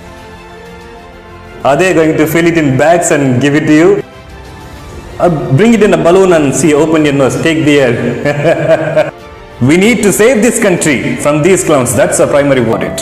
When educated people stay out of politics, some others will occupy the place. Who are the some others? Thieves and criminals. Deception, deception, deception. However, by speaking attractive and deceptive words again and again and again, by announcing attractive schemes like free mixer, grinder, this and that, subsidy for motorbike, free gadgets, money, by giving anything to people, they fool the people and rule them. I haven't come to search grains among chaff. I myself will plow, I will sow, I will grow, and I myself am going to harvest good grains. That is what I do. Politics. Why do you think we do politics? What is the need for it? We don't have struggle in our life. Our life itself is a struggle. We have been forced to struggle to live our lives. We have nothing for us. Our motherland is being taken away gradually. Our resources are being looted. Our forests, mineral resources, water resources, everything is getting destroyed. Our future generation, these children, those children will have no chance to live on this earth. Will they move towards another planet? Where will they go? So we have the responsibility to preserve the earth and save it for them to live on it. Politics is not just standing in line and voting. It's not howling hail or down. Not that. They won't teach you what politics is. First, we must know what politics is. There are many parties, political parties. It's not party politics. It's a way of life. Politics is a lifeology. Just like science and biology, it's a lifeology. There's nothing separately as politics. There's nothing without politics. Many have taught us, Mahatma Gandhi said, the one who has no idea of politics cannot be a human. Lenin, in every word of every man, politics is born. In every word, politics is there. Aristotle, thinking you don't want politics, you can stay away from it, but politics will never stay away from you, he says. Plato is still more clear. If you stay away from politics, those whom you disgust, whom you hate, will rule you and you will be under their governance. But here, what do people think about politics? What do we need politics for? It's an unnecessary thing. Thinking that you don't want politics and staying away from it is equal to saying that I'm going to live on earth that doesn't have sky. Such a thinking is a complete foolishness. You have to understand that. There's nothing without politics. What do you study? What's your profession? What's your salary? In which place do you have to work? Everything is determined by the government. That government is determined by the politics. That's why it's a lifeology. Without that, there's nothing. Here, educated people stay away. You all stay out of the social responsibilities. When educated people stay out of politics, some others will occupy the place. Who are the some others? Thieves and criminals. When educated stay away, criminals will fill up the place. That's why Ma Setung says, there's nothing such as empty space. It's filled with air. Is it an empty space? We have filled this place. When we go out, air will fill it. When educated people don't fill the place, then criminals will fill the place. That's what happened in this country. What great Napoleon has taught us is this. Bad people alone are not the reason for the bad things happening in this world. But also the good people who don't stop it and simply watch it are also the reason. You're also the reason. You're also responsible. In the past 50 years, can you name any one good thing done by them? Deception, deception, deception. However, by speaking attractive and deceptive words again and again and again, by announcing attractive schemes like free mixer, grinder, this and that, subsidy for motorbike, free gadgets, money, by giving anything to people, they fool the people and rule them. Without doing politics for earth, without saving the land, how can you save the human alone, which is one of the creatures lives on it? Who has the answer for this question? What, is this earth only for human beings? What about other creatures? Inside a bark of a tree, if you peel off the bark of a tree, Mr. Nammarva teaches us, millions of microorganisms live in there, he says. What if they don't exist? Now you see, you water a plant. Does the plant take it straight away as its food? No, it cannot take it.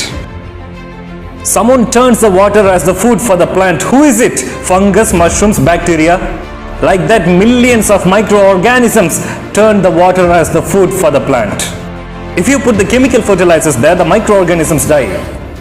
We need to understand the biological fact. That is science. That is politics. The politics we need today. Everything is gone. Now we buy water in cans and bottles. Only one question, how long can they keep selling water in cans and bottles? How long can they provide?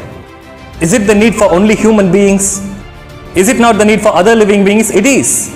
What will they do for their need? We buy water from shops. If we call them, they will deliver it at our doorstep. Okay. What about other living beings? What about them? You people are... They would always ask us, how many problems are there in the country, Simon? How many problems are there? You're talking about these things as problems? Come here, brother. Come here. Come near to me, buddy. Many problems are there. Of course. You go and fight for any one of the problems, brother. For any one problem. At least name a problem. Those who talk like that are still alive, which is the only problem to the country. This is called useless talk, useless commentary, gossip. Good for nothing. It's good for nothing. We should ignore them and neglect them because nobody will water the plant which is not going to yield. Nobody would water it or care for it. It's useless. You download the videos of what I speak to people and share the videos through WhatsApp and post them in Facebook. Cut them and make 2-3 minute short videos out of them. You all have that ability and publish them. Why can't you do it? You can see the plastics and polythene everywhere. How to get rid of them? Clean India. Those who shamelessly utter the word, how will they create clean India without banning the plastics and polythene? You question them. This country has brought the drinking water to the market, then how will it prosper? You write it. You show them the crowd gathered in the fruit juice shops and the crowd in the liquor shop, the crowd in the libraries and the crowd in theaters. How will this country prosper? You raise a question. People will think, how are your resources being looted? Go. Show them the trucks that are standing by the banks of the rivers. 2,000 liters of water is taken in one truck. Lakhs of trucks are lining there. See how much of our land resources and water resources are being looted. See how they are taken away. Should our resources being looted every day? Should we die here? Are we just going to cry? We are men, aren't we? Said by Bharati. You write that. Will you just keep looking at and crying? You put the question in each and everyone and you put the fire in them that you already have in you. There is no other way. How does the revolution begin? This is how it begins. Revolution is like the dry leaves that are under each and everyone's feet. And it's waiting for the scratch of a matchstick. You put the sparkle inside everyone and it will become huge fire. That is called revolution. What kind of nation you and I are living in? We are living in a country in which corruption and bribery are nationalized. Everybody hates corruption. Everybody hates bribery. Then who bribes and who gets the bribe? Nobody knows. Nobody knows. As per law, getting dowry is a crime. But still a number of women remain unmarried even at the age of 35 just because they could not give dowry. So what's happening here? They show an illusion and they call it development. Highway roads, tall buildings that are covered with shining glasses. This is development. That's what they want us to believe. The government talks about development every day, but still millions of children in our country are suffering without food, without nutrition, and fall sick. The future of the country is these little children. You are incapable to feed them, so you are unworthy to talk about development. What is development? What is development? Do you know what kind of economic policy your country has got? It's the worst economic policy. Privatization, liberalization, globalization. And the country that has accepted this economic policy will never grow, never prosper. Here the chief ministers are all Indian brokers. And the prime minister, international broker.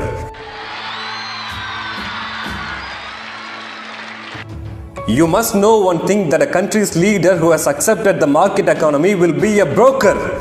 He will do a broker's job among local and foreign corporate companies and people. He can just play the role of a broker. He cannot be a leader who can serve his people wholeheartedly and take the role of a leader. The Prime Minister of the country says, 70 years of independent India.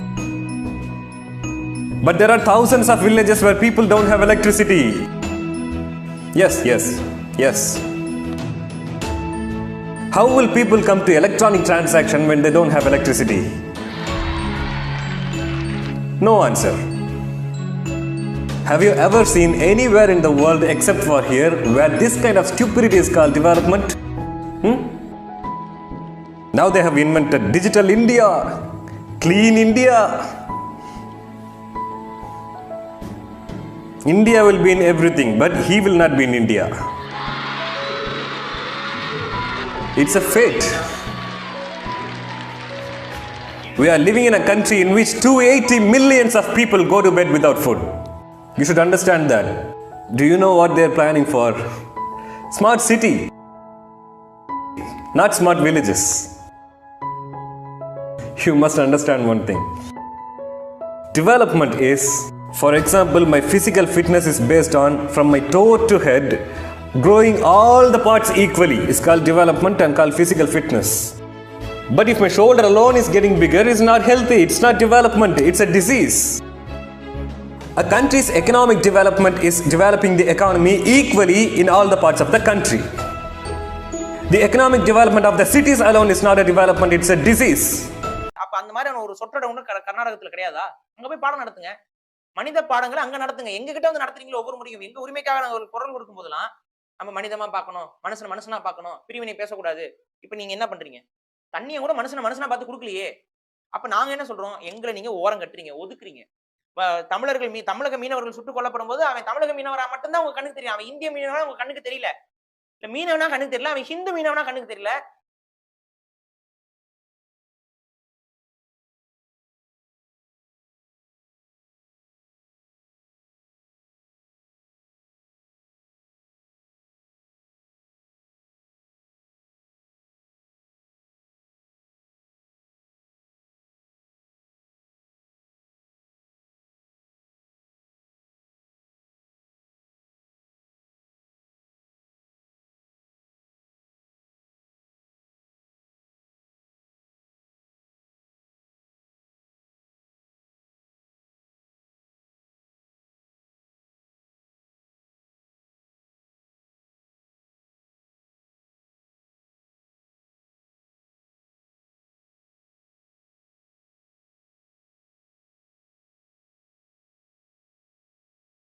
හොඳින් කියන්නේ එක සිංහලයෙක් එක ඉඩමකින් හෙල්ලුවත් තම්බියාගේ අධිකරණෙත් ඉවරයි දෙමළගේ අධිකරණෙත් ඉවරයි. තෝ හොඳට මතක තියාගනින්. තොගේ හොම්බ තලනවා මන් දැන්. තොගේ හොම්බ තලනවා මන් දැන්. මම ඉවසන්නේ මොකුත් නෙවෙයි. මේ කෝට් එක හින්දා. එක මතක තියාගනි. පරයා.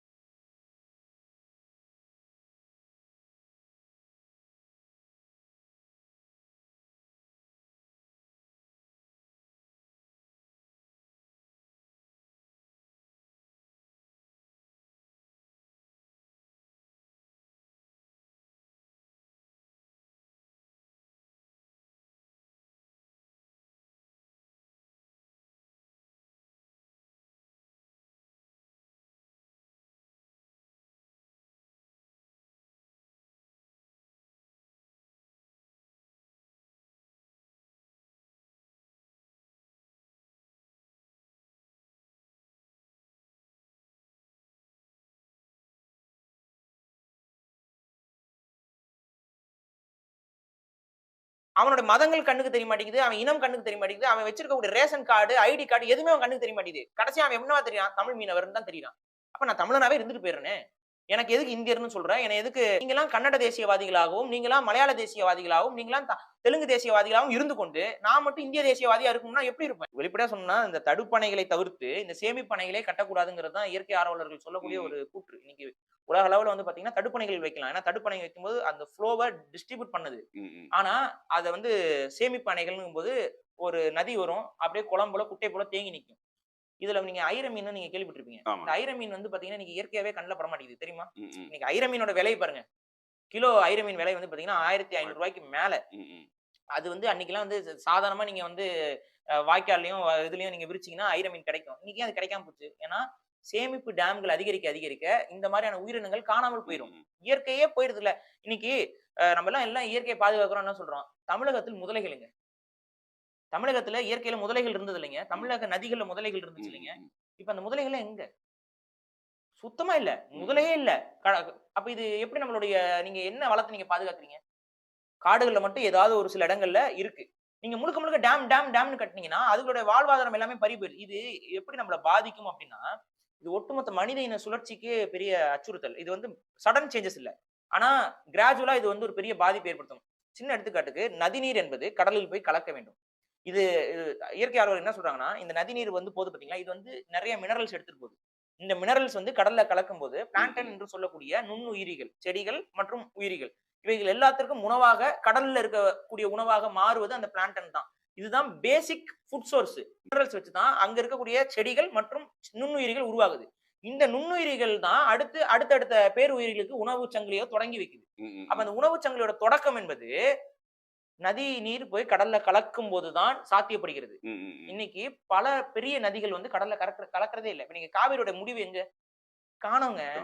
முன்னாடி இருந்துச்சு. காவேரி போய் கடல்ல இங்க நம்ம என்ன சொல்றோம் அப்படின்னா, இயற்கையை மனதில் வைத்துக்கொண்டு இப்ப நதி நீரை நம்ம பெருக்கணும். அப்ப இயற்கையில வந்து பாத்தீங்கன்னா அந்த உங்களுக்கு வந்து ரெயின் கேச்சிங் டெக்னிக்ஸ் இருக்கு சில விஷயங்கள். அது வந்து காடுகளை ஏஃபாரஸ்டேஷன் டெக்னிக்ஸை கொண்டு வந்து காடுகளை அதிகரிக்கணும். ஃபாரஸ்ட் டிபார்ட்மெண்ட் சொல்லி எந்தெந்த மாதிரியான நேட்டிவ் மரங்களுக்கு வந்து அந்த மலையை இழுக்கக்கூடிய தன்மை இருக்குன்னு சொல்லி பார்த்து அது மூலியமா மலைகளை இழுக்கணும். அப்ப என்ன ஆகும்னா, உங்களுக்கு கடல்ல இருந்து எவாபரேஷன் நடந்துகிட்டே தான் இருக்கு. கடல்ல இருந்து எவாபரேஷன் நடந்துகிட்டே இருக்கு. அந்த எவாபரேட்டட் ரெயின் வந்து எங்க பெய்யுதுங்கிறதா முக்கியம்.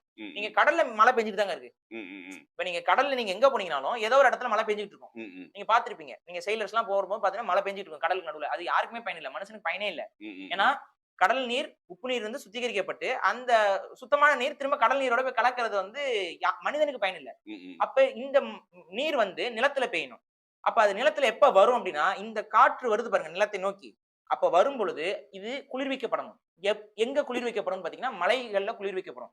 இந்த மலைகள்ல இன்னைக்கு காடுகள் பெரிய அளவு இல்ல, காடுகள் குறைஞ்சிட்டே வருது. அப்ப இந்த மலைகள்ல எந்த மாதிரியான காடுகள் இருந்தா அதை கேப்சர் வந்து சரியா நடக்கும்னு பார்த்தா அந்த மாதிரியான மரங்களை ஒரு ராணுவ நடவடிக்கைகளை செய்து மழைநீரை அதிகரிக்கணும். ஒன்ஸ் மழைநீரை நீங்க அதிகரிக்க என்ன ஆகும்னா, கன்னடர்களுக்கு தேவைக்கும் மீறி தண்ணீர் கிடைக்கும், தமிழர்களுக்கு தேவைக்கும் மீறி தண்ணீர் கிடைக்கும். எப்பவுமே சர்ப்ளஸ்ல இருக்கும்போது தானமும் தர்மமும் தானாக வரும். பிரச்சனைகள் ஏற்படாது. பிரச்சனைகள் ஏற்படாது. அந்த நல்லெண்ணம் கொண்ட அரசியல்வாதிகள் இருக்கும்போது சாத்தியப்படும். ஆனா இன்னைக்கு வந்து அரசியல்வாதிகள் தங்கள் இருப்பை பாதுகாப்பதற்கு இதெல்லாம் யோசிக்கிறது இல்ல. இப்ப நாங்க என்ன சொல்ல வரோம்னா, நாங்கள் ஆட்சிக்கு வரும்பொழுதோ இல்ல எங்களோட விஷன் ஆட்சிக்கு வரும்பொழுதோ நிச்சயம் இது வந்து இதை சரி செய்வதற்கான வாய்ப்புகள் இருக்கு. ஆனா இன்னைக்கு வந்து நீங்க ஒரு சட்டத்தை மதித்து நடக்க வேண்டும். ஏன்னா இன்னைக்கு வந்து பற்றாக்குறை இருக்கு, அதுல மாட்டுக்கிறது இல்ல. கன்னடர்களுக்கு பற்றாக்குறை இருக்கு. ஆனா உன்னோட டேம்ல ஒரு சொட்டு தண்ணி தான் இருக்குன்னா அதுல அரை சொட்டு எனக்கு, அரை சொட்டு உனக்கு. இதுதான் பங்கீடு. இதை நீயும் கரெக்டா பண்ணணும், நானும் கரெக்டா பண்ணணும். நானும் அதிகமா ஆசைப்படக்கூடாது, நீயும் அதிகமா ஆசைப்படக்கூடாது. அவங்க என்ன சொல்றாங்கன்னா, நாங்க குடிக்கிறதுக்கே தண்ணி இல்ல, நீங்க விவசாயத்துக்கு தண்ணி கேக்குறீங்க அப்படின்னா, விவசாயிக்கு மட்டும் இல்ல எங்களுக்கும் குடிக்கிறதுக்கு தண்ணி இதுல இருந்தா காவேரி வந்தாதான் எல்லாம் குடிக்கிற தண்ணி, கழுவுற தண்ணி, எல்லா தண்ணியும் எங்களுக்கு இந்த தண்ணி தான். உனக்கு முன்னு எல்லாருக்குமே தண்ணீர் நீரின்றி அமையாது உலகு, வள்ளுவர் சொல்லிட்டாரு. அப்ப அதை உள்வாங்கி நம்ம தமிழர்களை நேசிச்சு அந்த பாகுபாடு இல்லாம அந்த வெறுப்புணர்வை காட்டாமல், இது மனிதர்களுக்கான தேவை, நீரை வந்து எல்லாருக்கும் பகிர்ந்து கொடுக்கணுங்கிற எண்ணம் கன்னடர்கள் வளர்த்துக் கொள்ளணும். ஏங்க அங்க வந்து இப்ப கர்நாடகத்துல தண்ணி இல்லைன்னு சொல்லி யாரும் போய் சாவலைங்க, இதான் உண்மை. யாருமே அங்க டெத் எல்லாம் காணும். ஆனா இங்க வந்து நீங்க காவிரியில தண்ணி வரலன்னு சொல்லி டெத் ரேஷியோ அதிகம். Farmers commit suicide. You can see the picture that clearly portrays it. The farmer hangs himself. The government says every year we discount the debts of farmers. Then who made the farmers debtors? No pan parak manufacturer or seller commits suicide.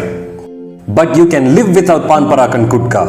The liquor manufacturers and sellers do not commit suicide. They become millionaires. But you can live without liquor. The cigarette manufacturers and sellers do not become poor or commit suicide. They become millionaires too. But you can live without smoking. Without food, you cannot live. But the poor farmer becomes a debtor and commits suicide. How pathetic and tragedy. அங்க உங்களுக்கு அந்த உணர்ச்சிகரமான விஷயங்களை உண்டாக்கி விடுறாங்க மக்களுக்கு. ஒரு ஐயோ இல்ல போல, ஐயோ என்னவோ ஆச்சுன்ற ஒரு விஷயத்தை பரப்புறதுனால அது இயற்கை தானே. சேம் டெக்னிக் நீங்க வந்து கேரளால முல்லை பெரியார் அணை உடஞ்சிரும். எத்தனை முறை கவர்மெண்ட் போய் இன்ஜினியர்ஸ் போய் ப்ரொஃபஷனல்ஸ் போய் செக் பண்ணிட்டு உடையாதுங்க, ஸ்ட்ராங்கா தாங்க இருக்கு, பிரச்சனை இல்லைங்கன்னு சொன்னாலும் அது நான் என்ன சொன்னேன், முல்லை பெரியார் அணை உடஞ்சிரும்னு சொல்றதா இருக்கட்டும், இல்ல பாலாற்று பிரச்சனையாக இருக்கட்டும், இல்ல காவிரி பிரச்சனையாக இருக்கட்டும், ஆற்று பிரச்சனையே கிடையாது. ஓப்பனா சொன்னா இது இனத்துவேச பிரச்சனை, இனத்துவேச அரசியலுக்காக எடுக்கக்கூடிய பிரச்சனைகள். இது எல்லாமே தமிழர்களை டார்கெட் பண்ணியே இருக்காது. ஏன்னே தெரியல எங்களுக்கு. தமிழர்கள் அந்த மாதிரி பிரச்சனைகளை வந்து நாங்க மற்ற மாநிலத்தவர்களுக்கு கொடுக்கிறோமான்னு பார்த்தா நாங்க கொடுக்கறது இல்லை. எந்த இடத்துல நாங்க கொடுக்குறோம் சொல்லுங்க, நாங்க அவ்வாறு கொடுப்பதாக இருந்தால் திருத்திக் கொள்கிறோம்.